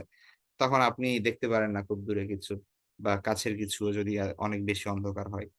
তো এটা আল্লাহ দেন। এটা একটা আবরণ যেমনিভাবে মানুষ বিশ্রাম নেওয়ার সময় কি করে? আ চোখের উপর একটা কিছু দিয়ে নেন অথবা হচ্ছে একটা কম্বল টেনে নেন, একটা চাদর টেনে নেন, একটা বিছানার একটা কাঁথা টেনে নেন, তাই না? তো নিজেকে আবরণের মধ্যে নিয়ে তিনি বিশ্রাম নেন, ঘুমান। তো আল্লাহ সুবহানাহু ওয়া তাআলা রাতটাকে বানিয়েছেন এরকম। এটা আল্লাহ সুবহানাহু ওয়া তাআলার ন্যাচারাল যে চাদর আল্লাহ দিয়ে দিয়েছেন, অন্ধকারের চাদর। ঠিক আছে? এবং সেটার কারণে আমরা রাতে যেই ঘুম হয় আমাদের বা রাতের যে ঘুম, সেই ঘুমটা কিন্তু আপনি দিনে অ্যা সারাদিন ঘুমালেও কিন্তু সেই ঘুমটা পূরণ হবে না। এবং আপনার স মানে স্বাস্থ্যগত বা অন্যান্য সকল বিষয়ের ক্ষেত্রেই আপনি ওই স্যাটিসফ্যাকশন পাবেন না। রাতে আপনি যে ঘুমালে যেই স্যাটিসফ্যাকশন টা পাবেন। কারণ আল্লাহ সুবহানাহু ওয়া তাআলা বানিয়েছেনই চাদর দিয়ে আবৃত করে, অন্ধকারাচ্ছন্ন করে ঘুমের জন্যই সেই রাতটাকে বানিয়েছেন। ওয়াজআলনা নাহারা মাআশা, আর দিবসকে আমি বানিয়েছি মাআশা, জীবিকা আহরণের জন্য। ঠিক আছে? মাআশ মানে হচ্ছে জীবিকা অর্জনের সময়। মাঈশাতুন, এই শব্দটা হয়তোবা আগে দেখেছেন। আশা ইয়াইশু মানে হচ্ছে জীবনযাপন করা। ঠিক আছে? তো সেখান থেকে আসছে মাআশ। তো আ তো আল্লাহ সুবহানাহু ওয়া তাআলা ওয়াজআলনান নাহার, নাহার মানে হচ্ছে দিন, লাইল মানে হচ্ছে রাত। তাহলে ওয়াজআলনা মানে এবং আমি বানিয়েছি আন-নাহারা, দিনকে, মাআশা, জীবিকা উপার্জনের সময় হিসেবে। জীবিকা আহরণের সময় হিসেবে। কর্মব্যস্ততা মানুষের। হ্যাঁ? সকাল হলেই মানুষ ছুটে রিজিকের সন্ধানে, চাকরি, ব্যবসা বিভিন্ন বিষয়। আর রাত হলে আবার নিরে ফিরে বাসায় ফিরে আসে। আবার বিশ্রাম করে। আবার পরের দিন সকালে আবার ছুটে যায় মানুষ। এভাবেই তো আমাদের জীবন চলছে। তাহলে ওয়াজআলনান নাহারা মাআশা, দিবসকে আল্লাহ সুবহানাহু ওয়া তাআলা বানিয়েছেন জীবিকা আহরণের আ সময় হিসেবে, জীবিকা উপার্জনের সময় হিসেবে। ওয়া বানাইনা ফাওকাকুম সাবআন শিদাদা। ওয়া বানাইনা এবং আমি নির্মাণ করেছি। ঠিক আছে? বানা, ইয়াবনি মানে হচ্ছে নির্মাণ করা।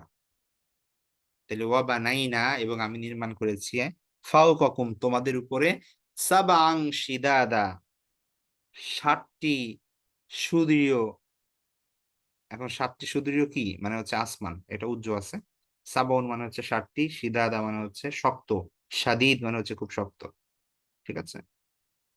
ওইখান থেকে আসছে শিদাদ, সিদ্দাতুন, সিদ্দাত মানে শক্ত। তো একই জিনিস। সিদাদা মানে হচ্ছে সুদৃঢ়, শক্ত। তাইলে মানে কংক্রিট। ওয়া বানাইনা ফাওকাকুম সাবআন শিদাদা, এবং আমি বানিয়েছি তোমাদের উপরে ৭ টি মানে ৭ টি সুদৃঢ় আসমান। ঠিক আছে? তাহলে ৭ টি আসমান আমরা জানি। মেরাজের ঘটনা থেকে তো এগুলো আরো স্পষ্ট হয় যে, যেখানে আল্লাহ রাসূল সাল্লাল্লাহু আলাইহি ওয়াসাল্লামকে নিয়ে জিবরাইল আলাইহিস সালাম, হ্যাঁ? প্রত্যেকটা আসমানে ন্যা মানে তারা কড়া নেড়েছেন সেখানের দরজায়। তারপরে তাদেরকে প্রবেশ করতে দেওয়া হয়েছে। অনুমতি নিয়ে তারা প্রবেশ করেছেন প্রত্যেকটা এভাবে ১, ২, ৩, ৪, ৫, ৬, ৭। তো সেটা আমরা জানি সেই ঘটনা থেকে তো স্পষ্ট। তো ওয়াবানাইনা ফাওকাকুম সাবআন শিদাদা, এবং আমি তোমাদের উপর বানিয়েছি ৭ টি আকাশ, ৭ টি সুদৃঢ় আসমান। তাহলে ফাওকাকুম মানে হচ্ছে তোমাদের উপর, হ্যাঁ? ফাওক মানে হচ্ছে উপর। কুম মানে তোমাদের। তাহলে ওয়াবানাইনা এবং আমি বানিয়েছি ফাওকাকুম তোমাদের উপর সাবআন শিদাদা, ৭ টি সুদৃঢ় আকাশ। ওয়াজআলনা সিরাজাও ওয়াহাজা। সিরাজ মানে হচ্ছে প্রদীপ, বাতি। ঠিক আছে? আর ওয়াহাজা মানে হচ্ছে যেটা মানে জ্বলজ্বল করে জ্বলে। ঠিক আছে? মানে যেটা জ্বলন্ত, উজ্জ্বল, অনেক বেশি উজ্জ্বল। সেটাকে বলা হয় ওয়াহাজ। তাহলে ওয়াজআলনা এবং আমি বানিয়েছি সিরাজাও ওয়াহাজা, আমি বানিয়েছি একটা উজ্জ্বল মানে প্রদীপ, বাতি। সূর্যের কথা বলছেন আল্লাহ সুবহানাহু ওয়া তাআলা। ঠিক আছে? ওয়াজআলনা সিরাজাও ওয়াহাজা এবং আমি বানিয়েছি একটি মানে যেটা জ্বলজ্বল করে জ্বলন্ত অবস্থায় আছে এমন একটা বাতি, এমন একটা প্রদীপ আমি বানিয়েছি। ঠিক আছে? ওয়া আনজালনা মিনাল মুসিরাতি মাআন সাজ্জাজা। আচ্ছা। ওয়া আনজালনা এবং আমি বর্ষণ নাজালা ইয়ানজিলু আনজালা ইউনজিলু মানে হচ্ছে আপনার বর্ষণ করা বা হচ্ছে নাজিল করা, অবতীর্ণ করা। ঠিক আছে? তাহলে কোরআনের ক্ষেত্রেও এটা আল্লাহ সুবহানাহু ওয়া তাআলা ব্যবহার করেছেন। আনজালা এই শব্দটা কোরআনের ক্ষেত্রেও ব্যবহৃত হয়েছে যে আল্লাহ সুবহানাহু ওয়া তাআলা কোরআন অবতীর্ণ করেছেন। আ ওই যে আপনারা সূরা কদরের মধ্যে ইন্না আনজালনাহু ফি লাইলাতিল কদর অর্থাৎ কদরের রাতে আমি এটা অবতীর্ণ করেছি। ওই ইন্না আনজালনা আর এখানে ওয়া আনজালনা একই আনজালনা। ঠিক আছে? তাহলে আনজালনা মানে হচ্ছে আমি নামিয়েছি, আমি অবতরণ করেছি, আমি নাজিল করেছি। হ্যাঁ? আমি তাহলে মিনাল মুসিরাতি মাআন সাজ্জাজা। আচ্ছা, মাউন মানে হচ্ছে পানি। আর মুসিরাত এখানে আপনার আ মুসিরাতুন হচ্ছে মুসিরাতুনের বহুবচন। এটা দ্বারা বোঝানো হচ্ছে মূলত মেঘমালা। ঠিক আছে? আ মূলত আ আপনার আ মানে ধরেন মৌসির বলা হয় কি? যেমন ধরেন আখ আছে না? গ্যান্ডারি যেখান থেকে আমরা ওই যে আ ওইটা চিপড়ায় যে রস বের করা হয়। ঠিক আছে? তো এই যে আখ এটাকে আপনি যে ঐখান থেকে যে চিপড়ায় পানি বের করা হয়, যেখান থেকে পানি বর্ষিত হয়, ওটাকে আপনি মৌসিরাত বলতে পারবেন। সেক্ষেত্রে ওই জিনিসগুলোকে মৌসিরা বলা হয়। যেটা যেখান থেকে মূলত বর্ষিত হয়। ঠিক আছে? তো আ মৌসিরাত মানে এখানে বোঝাচ্ছে হলো মূলত মেঘমালা। মেঘমালা যেখান থেকে বৃষ্টি বর্ষিত হয়। এটা হচ্ছে আল মৌসিরাত। তাহলে ওয়া আনজালনা আমি কি করি? এখানে বিস্তারিত দেয়া আছে। এই যে মিনাল মুসিরাত এখানে পুরো ব্যাখ্যা দেওয়া আছে কিভাবে এটা হয়েছে। ঠিক আছে? আর হচ্ছে মাউন মানে হচ্ছে পানি। ঠিক আছে?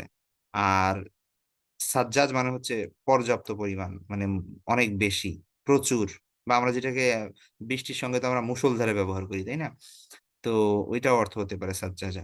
তাহলে ওয়া আনজালনা এবং আমি বর্ষণ করেছি মিনাল মুসিরাতি মেঘমালা হতে মাআন সাজ্জাজা মুষলধারে বৃষ্টি, মুষলধারে পানি বা হচ্ছে প্রচুর পরিমাণে পর্যাপ্ত পরিমাণে পানি। ঠিক আছে? তাইলে আল্লাহ সুবহানাহু ওয়া তাআলাই এই কি থেকে আ মেঘমালা থেকে বৃষ্টি বর্ষণ করেন। ঠিক আছে? তারপর হচ্ছে লিনুখরিজা বিহি হাব্বা ওয়া নাবাতা। কেন? আল্লাহ সুবহানাহু ওয়া তাআলা কারণ বর্ণনা করছে। আকাশ থেকে পানি বর্ষণ করেন কেন? যাতে করে জমিন উর্বর হয়। ঠিক আছে? ভূপৃষ্ঠ যাতে উর্বর হয় এবং সেখানে যেন শস্য, উদ্ভিদ এগুলো জন্মাতে পারে সেটাই বলছে। লিনুখরিজা, আখরাজা ইউখরিজু মানে হচ্ছে বের করা, নির্গত করা। ঠিক আছে? তাহলে লিনুখরিজা যাতে করে আমি বের করি, উৎপন্ন করি বিহি মানে ওই পানি দ্বারা, ওই বৃষ্টি বর্ষণের মাধ্যমে যেন আমি বের করি বা নির্গত করি, উদ্গত করি হাব্বাও ওয়া নাবাতা। হাব্বুন মানে হচ্ছে শস্য, দানা, বীজ। আর নাবাত মানে হচ্ছে গাছপালা, উদ্ভিদ। ঠিক আছে? তাহলে লিনুখরিজা বিহি হাব্বা ওয়া নাবাতা যাতে করে আমি বের করতে পারি, যাতে করে আমি ওই বৃষ্টি বর্ষণের মাধ্যমে লতাপাতা, গাছপালা, শস্য এগুলো যেন বের করতে পারি জমিন থেকে। অর্থাৎ বৃষ্টি পড়লে আ আপনার জমিন উর্বর হয় এবং তারপর সেখান থেকে কি হয়? আ ইয়া বের হয়। তাই না? ফসল বের হয়।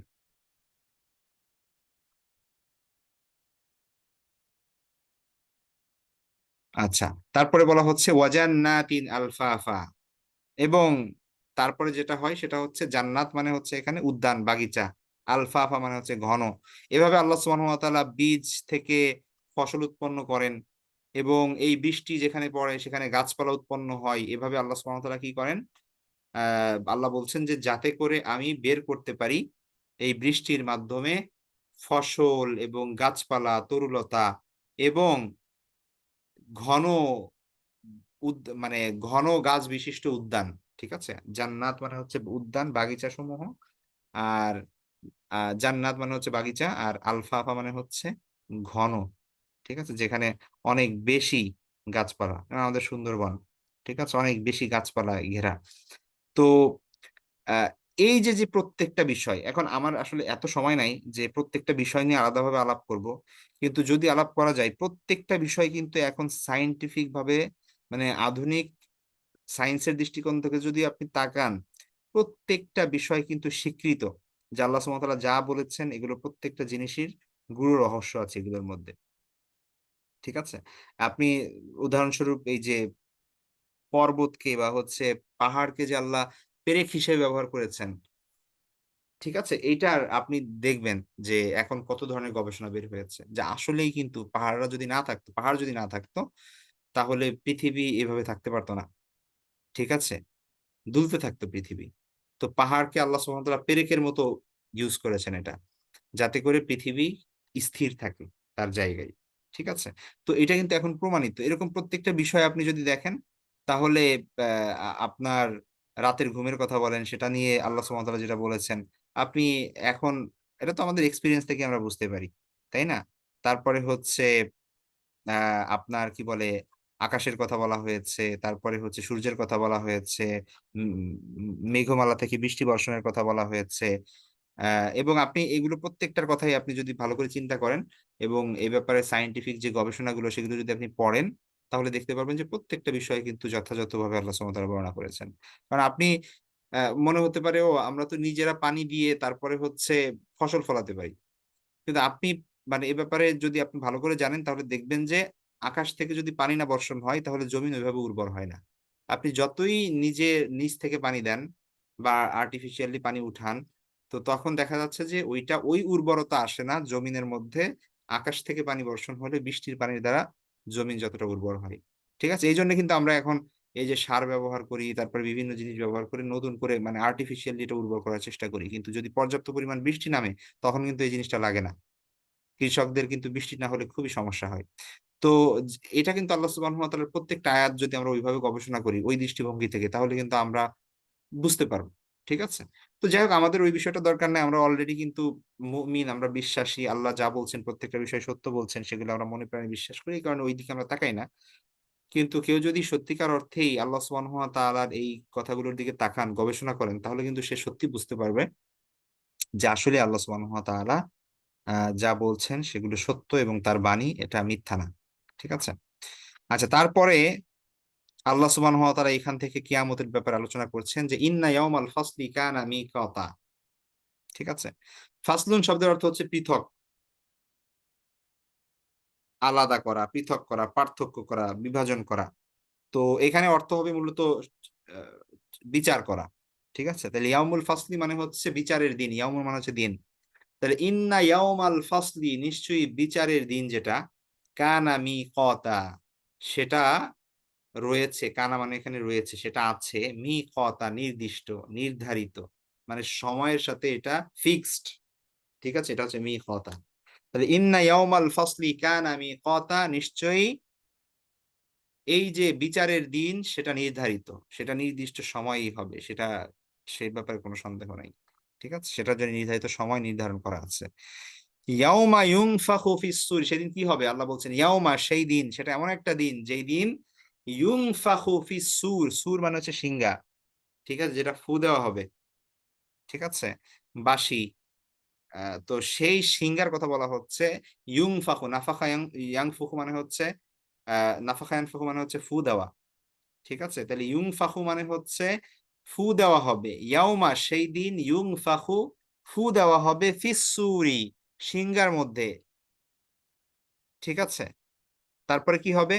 ফাতাতুনা আফওয়াজা অতঃপর তোমরা দলে, দলে বের হয়ে আসবে। হ্যাঁ? তখন সিংগায় ফু দেওয়ার পরে কি হবে? সবাই যার যেই স্থান এখানে সেখানে মূলত আ আ একাধিক ফু দেওয়া হবে। ১ম ফু দেওয়ায় সবকিছু ভেঙে দুনিয়া তছনছ হয়ে যাবে এবং সবকিছু মিশে যাবে। মাটির সাথে একদম সমতল হয়ে যাবে সবকিছু। ঠিক আছে? তারপর হচ্ছে ২য় ফু যখন দেওয়া হবে তখন সবাই পুনরুত্থান হবে সবার। যে যেখানে মারা গিয়েছিল, যে অবস্থায় যাকে দাফন করা হয়েছিল, যে যেখানে আছে সেইখান থেকে যে অবস্থায় তাদের মৃত্যু হয়েছিল সেই অবস্থায় আবার পুনরুত্থান হবে তাদের। ঠিক আছে? আবার তারা কবর থেকে উঠে যাবে, জেগে জেগে যাবে। ঠিক আছে? তো সেটাই বলা হচ্ছে যে ফাতাতুনা আফওয়াজা, তখন তোমরা দলে, দলে বের হয়ে আসবে। তাতুনা মানে তোমরা আসবে, আফওয়াজা দলে, দলে। তো ইয়াউমা ইউনফাখু ফিস-সূরি ফাতাতুনা আফওয়াজা, যেই দিন সিংগায় ফু দেওয়া হবে, অতঃপর তোমরা দলে, দলে বের হয়ে আসবে। এটা সেই দিন। ওয়া ফুতিহাতিস সামাউ ফাকানাত আবওয়াবা, আসমান খুলে যাবে সেদিন। ওয়া ফুতিহাতিস সামাউ, আসমান উন্মুক্ত করে দেওয়া হবে। ফাতাহা ইয়াফতাহু মানে হচ্ছে খোলা। ফুতিহাতিস সামাউ মানে আসমান খুলে যাবে। আসমানকে খুলে দেওয়া হবে। ফাকানাত আবওয়াবা, অতঃপর দেখা যাবে সেখানে অনেক দরজা। ঠিক আছে? অর্থাৎ আসমান খুলে বিভিন্ন দরজা হয়ে যাবে সেখানে।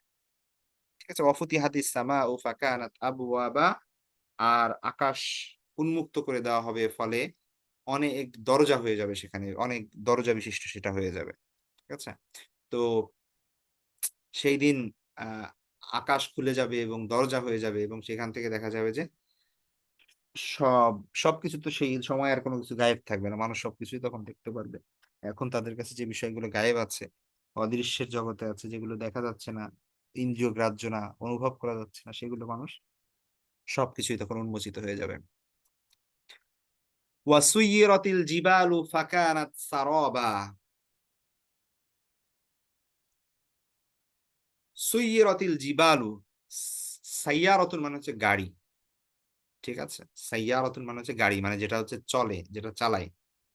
সাইয়্যারা ইউসাইয়্যিরু মানে হচ্ছে চালানো। ঠিক আছে? আর সাইয়ারা মানে হচ্ছে গাড়ি। ওইখান থেকে আসছে এটা, হ্যাঁ? সুইয়্যিরাত, সুইয়্যিরাত মানে চালানো হবে, চলমান, চালানো হবে কোনটাকে? আল জিবালু, পাহাড়কে। পাহাড় পর্বতকে চলমান করা হবে। চলমান করা হবে মানে ওরা হাঁটতে থাকবে, ব্যাপারটা এরকম না। মানে হচ্ছে দুনিয়ার অবস্থা এমন হবে, একদিক দিয়ে ভূমিকম্প, বাতাস, চারিদিক উল্টাপাল্টা হয়ে পাহাড়গুলো মানে উঠতে থাকবে। এখান থেকে সেখানে যাবে, সেখান থেকে সেখানে এখানে যাবে। এরকম অবস্থা হবে। ঠিক আছে? তো সারাবুন শব্দের অর্থ হচ্ছে মরীচিকা। ঠিক আছে? সারাবুন শব্দের অর্থ হচ্ছে মরীচিকা। আপনার যেটা আ আপনার কি বলে?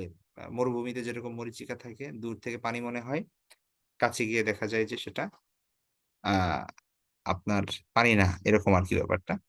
তো সেটার কথা বলা হচ্ছে যে সেগুলা তখন মানে এমন হবে যে মানুষ মনে করবে যে সে বোধহয় ভুল দেখতেছে। ঠিক আছে? সে বোধহয় ভুল দেখতেছে। তখন সেটা তার তেমন মনে হবে। তো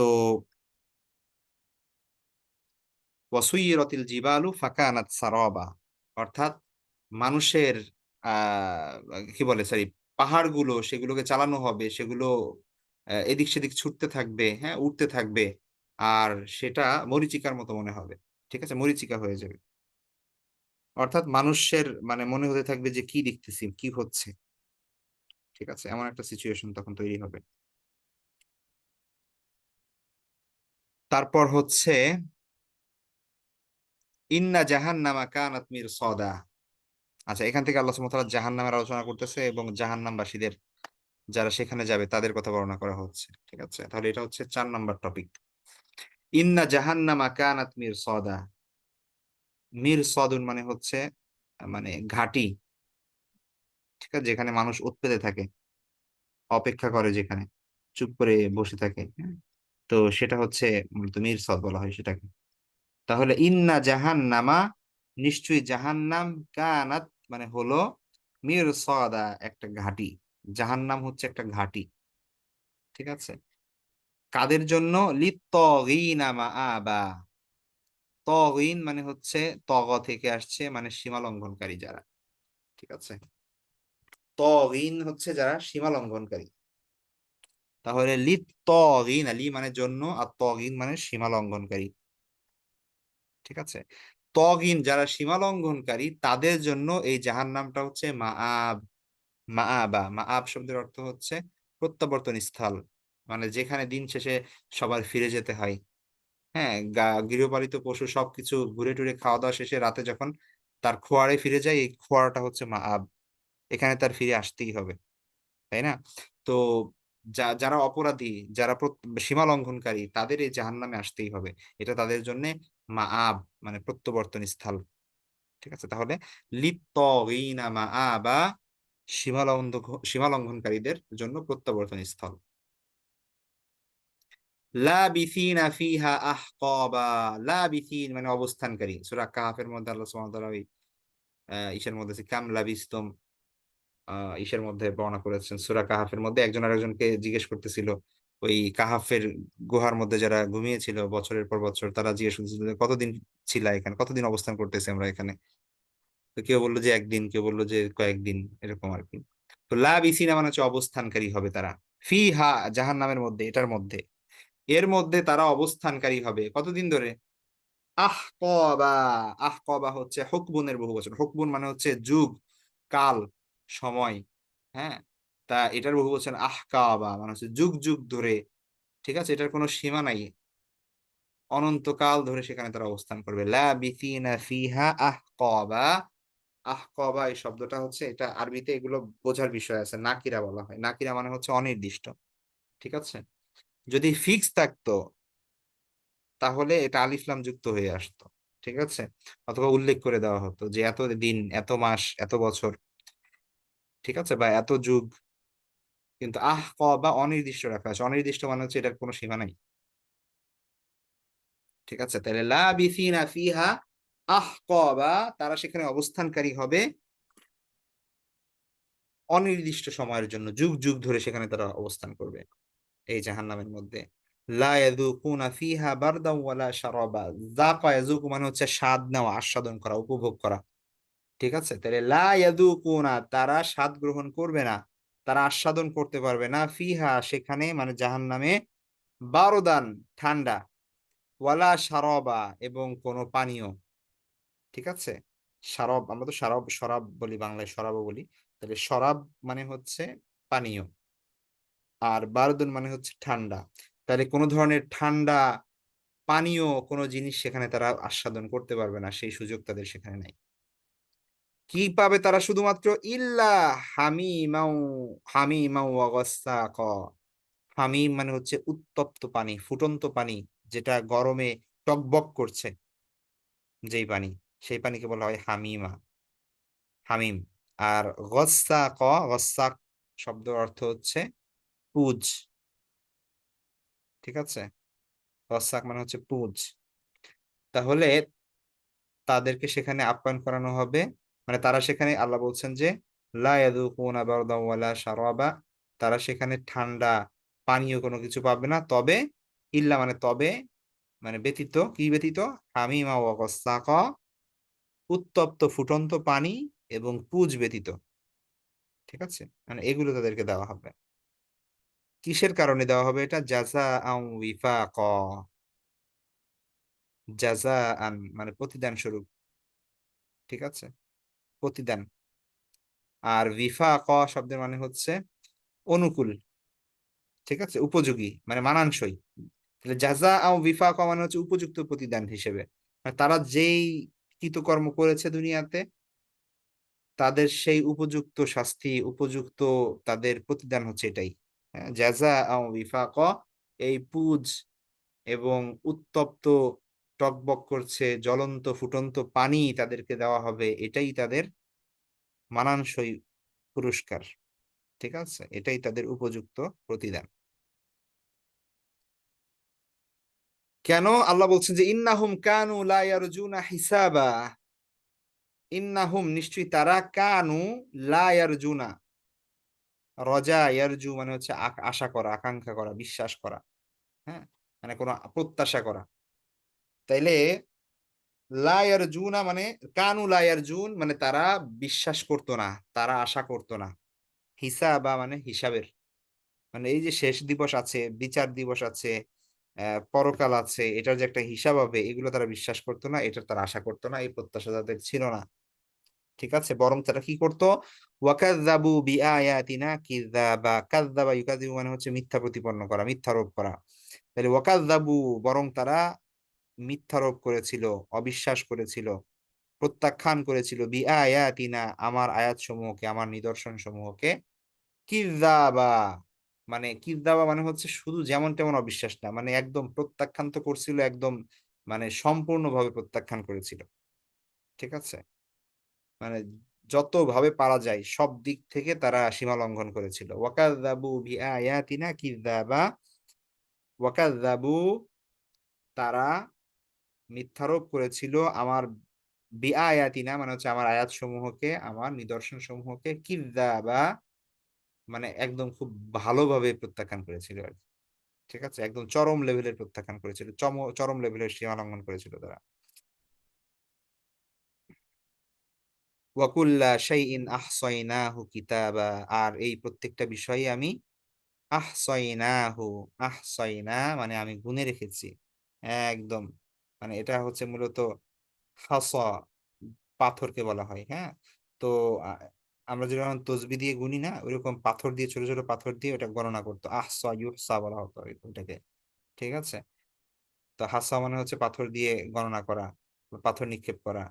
তো ওইখান থেকে আহসা মানে গণনা করা এসেছে আর কি। তো আহসাইনাহু মানে হচ্ছে এই প্রত্যেকটা বিষয়কে আহসাইনা আমি গণনা করে রেখেছি, আল্লাহ বলছেন আমি হিসাব করে রেখেছি। ঠিক আছে? কিতাবা লিপিবদ্ধ আকারে, লিখিত আকারে।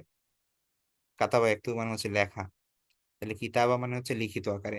ওয়াকুল্লা শাইইন, কুল্লা শাইইন মানে হচ্ছে এভরিথিং, প্রত্যেকটা বিষয়কেই আহসাইনাহু আমি লিপিবদ্ধ করে রেখেছি, কিতাবা লিখিত আকারে। প্রত্যেকটা বিষয় হিসাব করে আল্লাহ লিখে রেখেছেন। ঠিক আছে? সুতরাং ফাযুকু ফালান নাযীদাকুম ইল্লা আযাবা, ফাযুকু সুতরাং তোমরা এখন আস্বাদন করো, এখন স্বাদ গ্রহণ করো। ঠিক আছে? এখন এই জাহান্নামের শাস্তি ভোগ করো। যুকু মানে হচ্ছে ভোগ করো, শাস্তি আস্বাদন করো। ফালান নাযীদাকুম ইল্লা আযাবা, আমি তো তোমাদের, লান নাযীদাকুম আমি তোমাদের জন্য কিছুই বৃদ্ধি করব না, ইল্লা আযাবা শুধুমাত্র আযাব ব্যতীত। ঠিক আছে? জাদা ইয়াজিদু মানে হচ্ছে আপনার বৃদ্ধি হওয়া। ঠিক আছে? ফালান নাযীদাকুম মানে তোমাদের জন্য আমি বৃদ্ধি করব না, ইল্লা আযাবা তবে শুধুমাত্র আযাব, মানে তোমাদের শুধু আযাব এখন বাড়বেই বাড়বে, এর কমার কোনো সিস্টেম নাই। ঠিক আছে? তাহলে ফাযুকু সুতরাং তোমরা আস্বাদন করতে থাকো এই শাস্তি, ফালান নাযীদাকুম ইল্লা আযাবা আর আমি কেবল শাস্তি বৃদ্ধি করতে থাকবো। ঠিক আছে? ফালান নাযীদাকুম ইল্লা আযাবা আমি কেবল তোমাদের জন্য শাস্তি বৃদ্ধি ছাড়া আর কিছু করব না। এগুলো গেল হচ্ছে এই পর্যন্ত ৩০ নং আয়াত পর্যন্ত জাহান্নামের, জাহান্নামীদের অবস্থা, যে যারা আল্লাহর এই নিদর্শন সমূহকে অপ্রত্যাখ্যান করে, অস্বীকার করে, হ্যাঁ, মিথ্যারোপ করে, তাদের অবস্থাটা কি হবে। এখন আল্লাহ সুবহানাহু ওয়া তাআলা এখান থেকে বলছেন ইন্নালিল মুত্তাকিনা মাফাজা। মাফাজ, মাফাজ মানে হচ্ছে মুক্তি, সাফল্য। ঠিক আছে?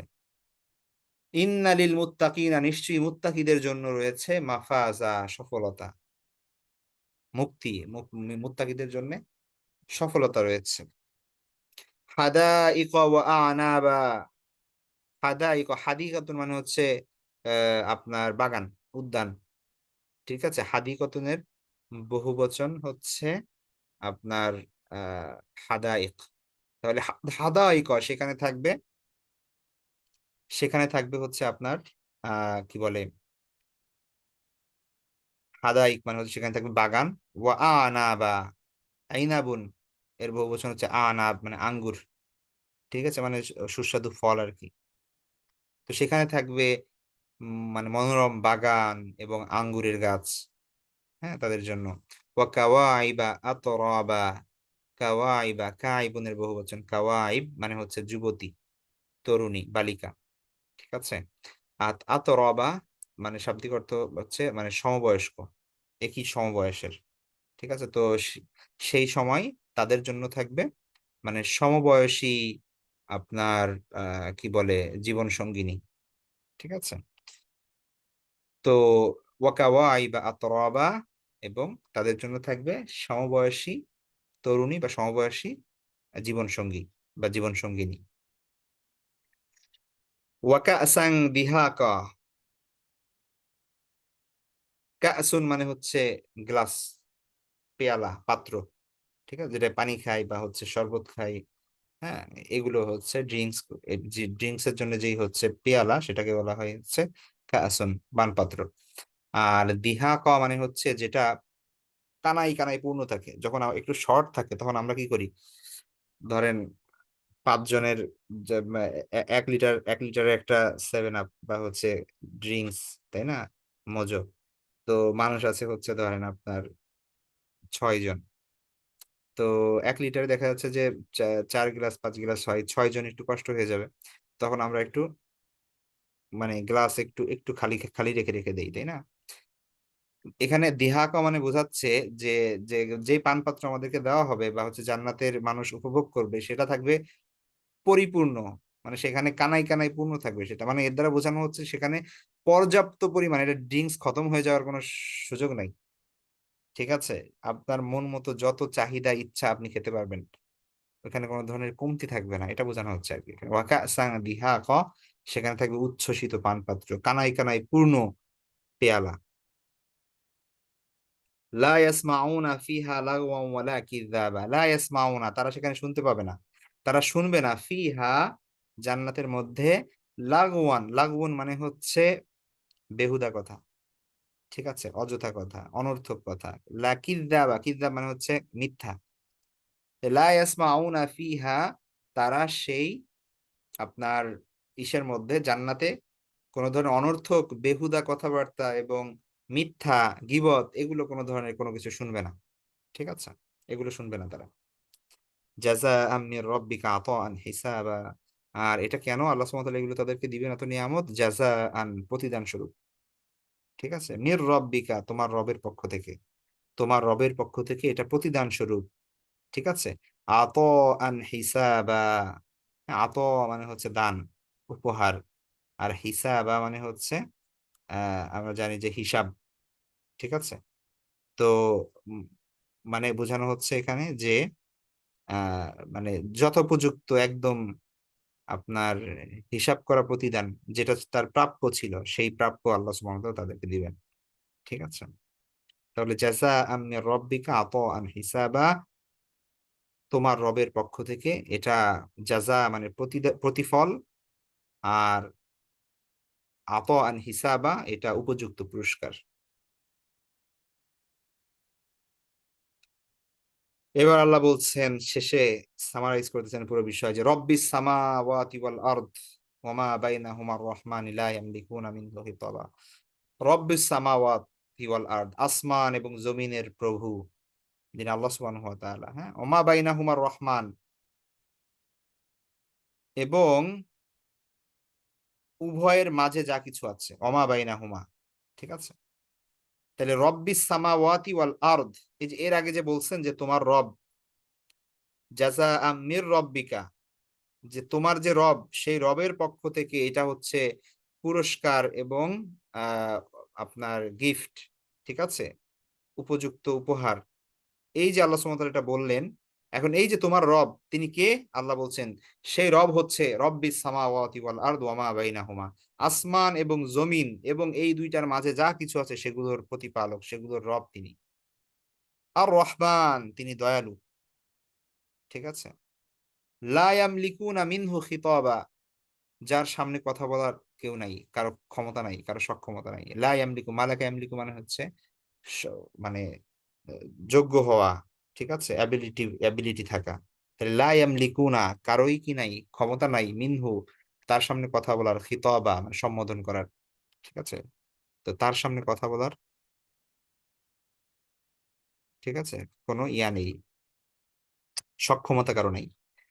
তাহলে সেই রব, তোমার রব কে, রব্বিস সামাওয়াতি ওয়াল আরদ, আসমান এবং জমিনের রব, মা বাইনাহুমা এবং যা এই উভয়ের মাঝে আছে, মানে আসমান এবং জমিনের মাঝে যা কিছু আছে সেগুলোর রব। আর রহমান, তিনি হচ্ছেন দয়ালু, প্রতিপালক।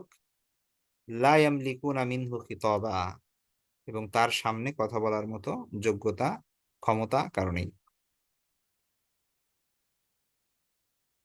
ইয়াউমা ইয়াকুমুর রূহু ওয়াল মালাইকাতু সাফফান লা ইয়াতাকাল্লামুনা ইল্লা মান আযিনা লাহুর রহমান ওয়া ক্বালা সাওয়াবা। ইয়াউমা, সেই দিন, সেই দিনের কথা আল্লাহ আবার স্মরণ করিয়ে দিচ্ছেন। ইয়াকুমুর রূহু, রূহ মানে জিবরাইল আলাইহিস সালাম। ঠিক আছে, ওয়াল মালাইকাতু এবং ফেরেশতা, অন্যান্য সকল ফেরেশতা। ইয়াকুমু মানে হচ্ছে দাঁড়াবে, ইয়াউমা সেই দিন, ইয়াকুমু মানে দাঁড়িয়ে থাকবে, আর রূহু জিবরাইল আলাইহিস সালাম, ওয়াল মালাইকাতু এবং ফেরেশতারা, সফফান সারিবদ্ধভাবে সিরিয়ালে, হ্যাঁ, কাতার ধরে দাঁড়িয়ে থাকবে। সিরিয়ালে আপনার দাঁড়িয়ে থাকবে সারিবদ্ধভাবে ফেরেশতারা জিবরাইল আলাইহিস সালাম সহ সবাই সারিবদ্ধভাবে চুপচাপ দাঁড়িয়ে থাকবে। লা ইয়াতাকাল্লামুন, কেউ কথা বলতে পারবে না। লা ইয়াতাকাল্লামুন, কেউ কথা বলতে পারবে না। ইল্লা মান আযিনা লাহুর রহমান, তবে রহমান যাকে অনুমতি দিবে। আল্লাহ যাকে অনুমতি দিবে, দয়াময় যাকে অনুমতি দিবেন সে ব্যতীত কেউ কথা বলতে পারবে না। ঠিক আছে? তবে আল্লাহ যাকে অনুমতি দিবেন ওয়াকালা সওয়াবা, সে যথাযথভাবে কথা বলতে পারবে, সে তো ভালো করে কথা বলতে পারবে। এই ছাড়া সেখানে কারো ক্ষমতা নেই কোনো কথা বলার। এমন একটা অবস্থায় সবাই ভীত সন্ত্রস্ত অবস্থায় থাকবে যে কি হবে কি হবে। ফেরেশতারা যাদের কোনো হিসাব নাই, যারা হচ্ছে মাসুম, যারা কোনো গুনাহ করে না, তারা পর্যন্ত লাইন ধরে জিবরাইল আলাইহিস সালামের মতো জলিলুল কদর মর্যাদাবান ফেরেশতারা পর্যন্ত চুপচাপ লাইন ধরে দাঁড়িয়ে থাকবে, কথা বলার কোনো সুযোগ নাই। এমন একটা মুহূর্ত সেই সময় আসবে। যালিকাল ইয়াউমুল হক, আল্লাহ বলছেন ওই যে দিন, সেই দিন নিয়ে সন্দেহের কোনো অবকাশ নাই। আল ইয়াউমুল হক, সেটা অনিবার্য সত্য, সেই দিনটা আসবেই আসবে। আল ইয়াউমুল হক, হক মানে হচ্ছে সত্য, এর থেকে সত্য আর কোনো কিছু হতে পারে না। ঠিক আছে, তাহলে যালিকাল ইয়াউমুল হক, ওইটা, ওই দিনটি সত্য, অনিবার্য। ফামান শাআ আত্তাখাযা ইলা রাব্বিহি মাআবা। ঠিক আছে, এখন যে চাই, ইত্তাখাযা, সে গ্রহণ করুক, সে গ্রহণ করতে পারে ইলা রব্বিহি, তার রবের দিকে। মা আবা অলরেডি গিয়েছে, মানে প্রত্যাবর্তন। ঠিক আছে, অর্থাৎ কেউ যদি এখন চায় যে সে তার রবের দিকে ফিরে যাবে এবং তার নিজেকে শুধরে নিবে, তাহলে এখনই সুযোগ তার। ঠিক আছে, যালিকাল ইয়াউমুল হক, ওই দিনটা সত্য। সুতরাং ফামান শাআ, কেউ যদি চায়, ইত্তাখাযা ইলা রব্বিহি মাআবা, তার রবের দিকে তার প্রত্যাবর্তন স্থল গ্রহণ করুক সে। ঠিক আছে, যার ইচ্ছা নিজের রবের নিকট প্রত্যাবর্তন করার পথ সে গ্রহণ করুক, যে তার রবের দিকে ফিরতে হবে, আমি এই পথটাই ধরি, আমার তো আল্লাহর কাছে যাইতে হবে, সুতরাং আমি আল্লাহর পথে থাকি। আমার তো আল্লাহর পথে যাইতেই হবে, আল্লাহর দিকে ফিরতেই হবে, আমি চাই না চাই, আমার তো সেইখানে দাঁড়াতেই হবে। ওই দিনটা তো সত্য, ওই দিন তো আসবেই, যেখানে সবাই আল্লাহর সামনে দাঁড়িয়ে থাকবে এবং কারো কোনো কথা বলার ক্ষমতা থাকবে না। তো সুতরাং আমার তো ওই দিন আসবেই আসবে। সুতরাং আমি আমি বেটার যে আমি আল্লাহর পথ গ্রহণ করি, আল্লাহর দ্বীনের উপর থাকি। ঠিক আছে, এটা বলা হচ্ছে। ইন্না আনজারনাকুম আযাবান করিবা, আমি তোমাদেরকে সতর্ক করছি, আল্লাহ বলছেন যে আমি তোমাদেরকে সতর্ক করছি যে খুব আযাব, খুব নিকটবর্তী। ইন্না আনজারনাকুম আযাবান করিবা, খুব নিকটবর্তী আযাবের সংবাদ দিচ্ছি তোমাদেরকে, সতর্ক করছি। ঠিক আছে, ইন্না আনজারনাকুম আযাবান করিবা, করিব মানে হচ্ছে নিকটবর্তী, আযাব মানে হচ্ছে শাস্তি, তাই নিকটবর্তী শাস্তি, এটার ভয় দেখাচ্ছি তোমাদেরকে, সতর্ক করছি। ইয়াউমা ইয়ানজুরুল মারউ, সেই দিন, সেই দিন কি হবে? ইয়াউমা ইয়ানজুরুল মারউ, মানুষ যখন দেখবে, মা কদ্দামাত ইয়াদাহু, তার হাত আগে কি পাঠিয়েছে, মানে তার আমলনামা কি ছিল, সে কি করেছে, এটা যখন সে দেখবে, তার আমলনামা যখন তার হাতে দেওয়া হবে, ওয়ায়াকুলুল কাফিরু, তখন যারা আল্লাহর বিরুদ্ধাচরণ করেছে, আল্লাহকে বিশ্বাস করতো না, আল্লাহর অবাধ্য ছিল, আল্লাহর নাফরমানি করত, সেই সব মানুষ বলবে, ইয়া লাইতানি কুনতু তুরাবা, হায় আফসোস, আমি যদি আজকে মাটি হয়ে যেতাম। ইয়া লাইতানি, হায় আমার আফসোস, কুনতু তুরাবা, যদি আমি মাটি হয়ে যেতে পারতাম। তুরব মানে হচ্ছে মাটি। ঠিক আছে, তাহলে সে কাফের সেদিন চিৎকার দিয়ে বলবে যে আজকে যদি আমি মাটি হয়ে যেতাম, মাটির সাথে যদি আমি মিশে যেতে পারতাম, আমার যদি কোনো হিসাব না হতো, আমার যদি আজকের এই দিনটা দেখতে না হতো, তখন সেই চিৎকার দিবে, কিন্তু তার এই চিৎকারে কোনো কাজ হবে না। তো আল্লাহ সেটাই বলছে, ইন্না আনজারনাকুম আযাবান করিবা, এই নিকটবর্তী শাস্তির, শাস্তির ব্যাপারে তোমাদেরকে আমি সতর্ক করছি, যেই দিন মানুষদেরকে তাদের আমলনামা দেওয়া হবে এবং অবাধ্য যারা ছিল তারা সেদিন বলবে, হাই আমি যদি আজকে মাটি হয়ে যেতে পারতাম। তো এই হচ্ছে সূরা নাবা। আমরা, এটা হচ্ছে 40 নম্বর আয়াত।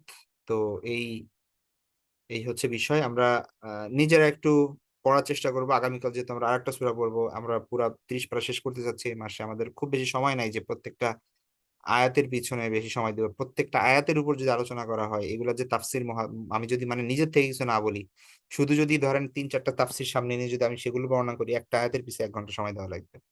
ঠিক আছে? তো কিন্তু সেই সময় আমাদের নাই অত বিস্তারিতভাবে যাওয়ার। আমরা প্রতিদিন এটলিস্ট একটা সূরা যেতে হবে। আজকে এটা পড়লাম, কালকে ইনশাআল্লাহ নাজিয়াত শেষ করব। পরের দিন আবাসা, এভাবে আল্লাহ আ তৌফিক দিলে একেকটা বড় সূরাগুলো একেকটা একেক দিন শেষ করব। শেষের দিকে হয়তো কয়েকটা সূরা একসঙ্গে যেতে হবে।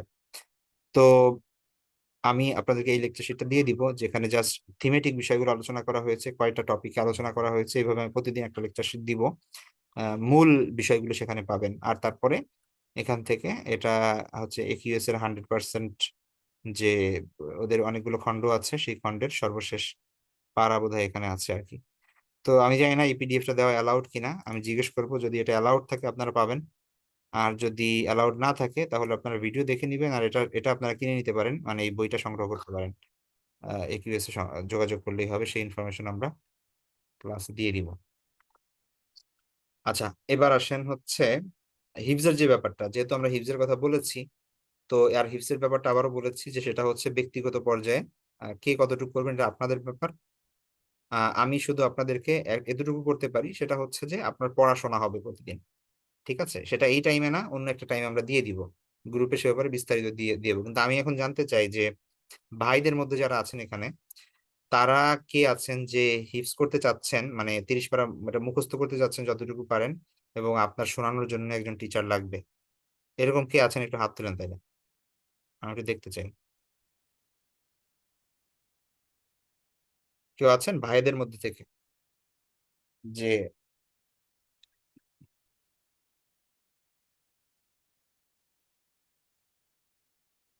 ভাইদের, আমার কথা শুনতে পাচ্ছেন আপনারা সবাই?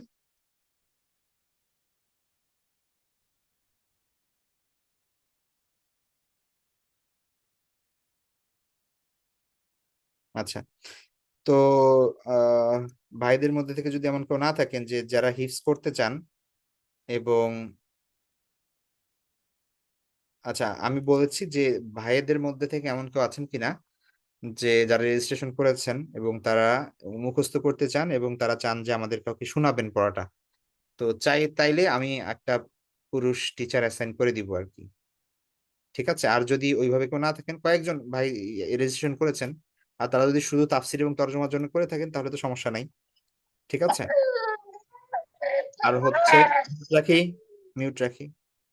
আর হচ্ছে বোনদের জন্য আমি একটা, যারা রেজিস্ট্রেশন করেছেন, স্টুডেন্ট যারা আছেন, তারা যদি কেউ মুখস্থ করতে চান, যদি চান যে আপনার পড়াটা শুনবো, শোনাতে হবে, তাহলে সেটা ইনশাল্লাহ আমি একটা টাইম আপনাদেরকে গ্রুপে দিয়ে দিব। ওই জুম ইউজ করে আমাদের যেই ইয়ারা আছেন, বোনেরা আছেন, তারা সেখানে শোনাতে পারবেন। ঠিক আছে? ওইটা আমি আপনাদের উস্তাদ আবু ইব্রাহিমের সাথে আলোচনা করে আপনাদেরকে একটা সময় আমি দিব ইনশাল্লাহ। ঠিক আছে, তাহলে আমাদের আজকে এই পর্যন্তই থাকবে। আরেকটা বিষয়, সেটা হচ্ছে যে আজকে ক্লাসে তো অনেক মানুষ দেখতেছি হয়তো আগের কোর্সে জয়েন করেছেন, আগের ক্লাসে। তো কেউ যদি এই কোর্সে জয়েন করতে চান, এখনো সময় আছে, আপনার রেজিস্ট্রেশন করতে পারবেন। আমাদের রেজিস্ট্রেশন প্রসেস এখনো চলবে। ঠিক আছে? তো এই পর্যন্তই থাকবে আজকে। ভালো থাকবেন, দোয়া করবেন। আল্লাহ হাফেজ। আসসালামু আলাইকুম রহমতুল্লাহি ওয়া বারাকাতুহু। এই যে আপনাদের রেজিস্ট্রেশন ফর্মটা দেওয়া হয়েছে চ্যাট বক্সে, আপনারা যদি কেউ রেজিস্ট্রেশন করতে চান,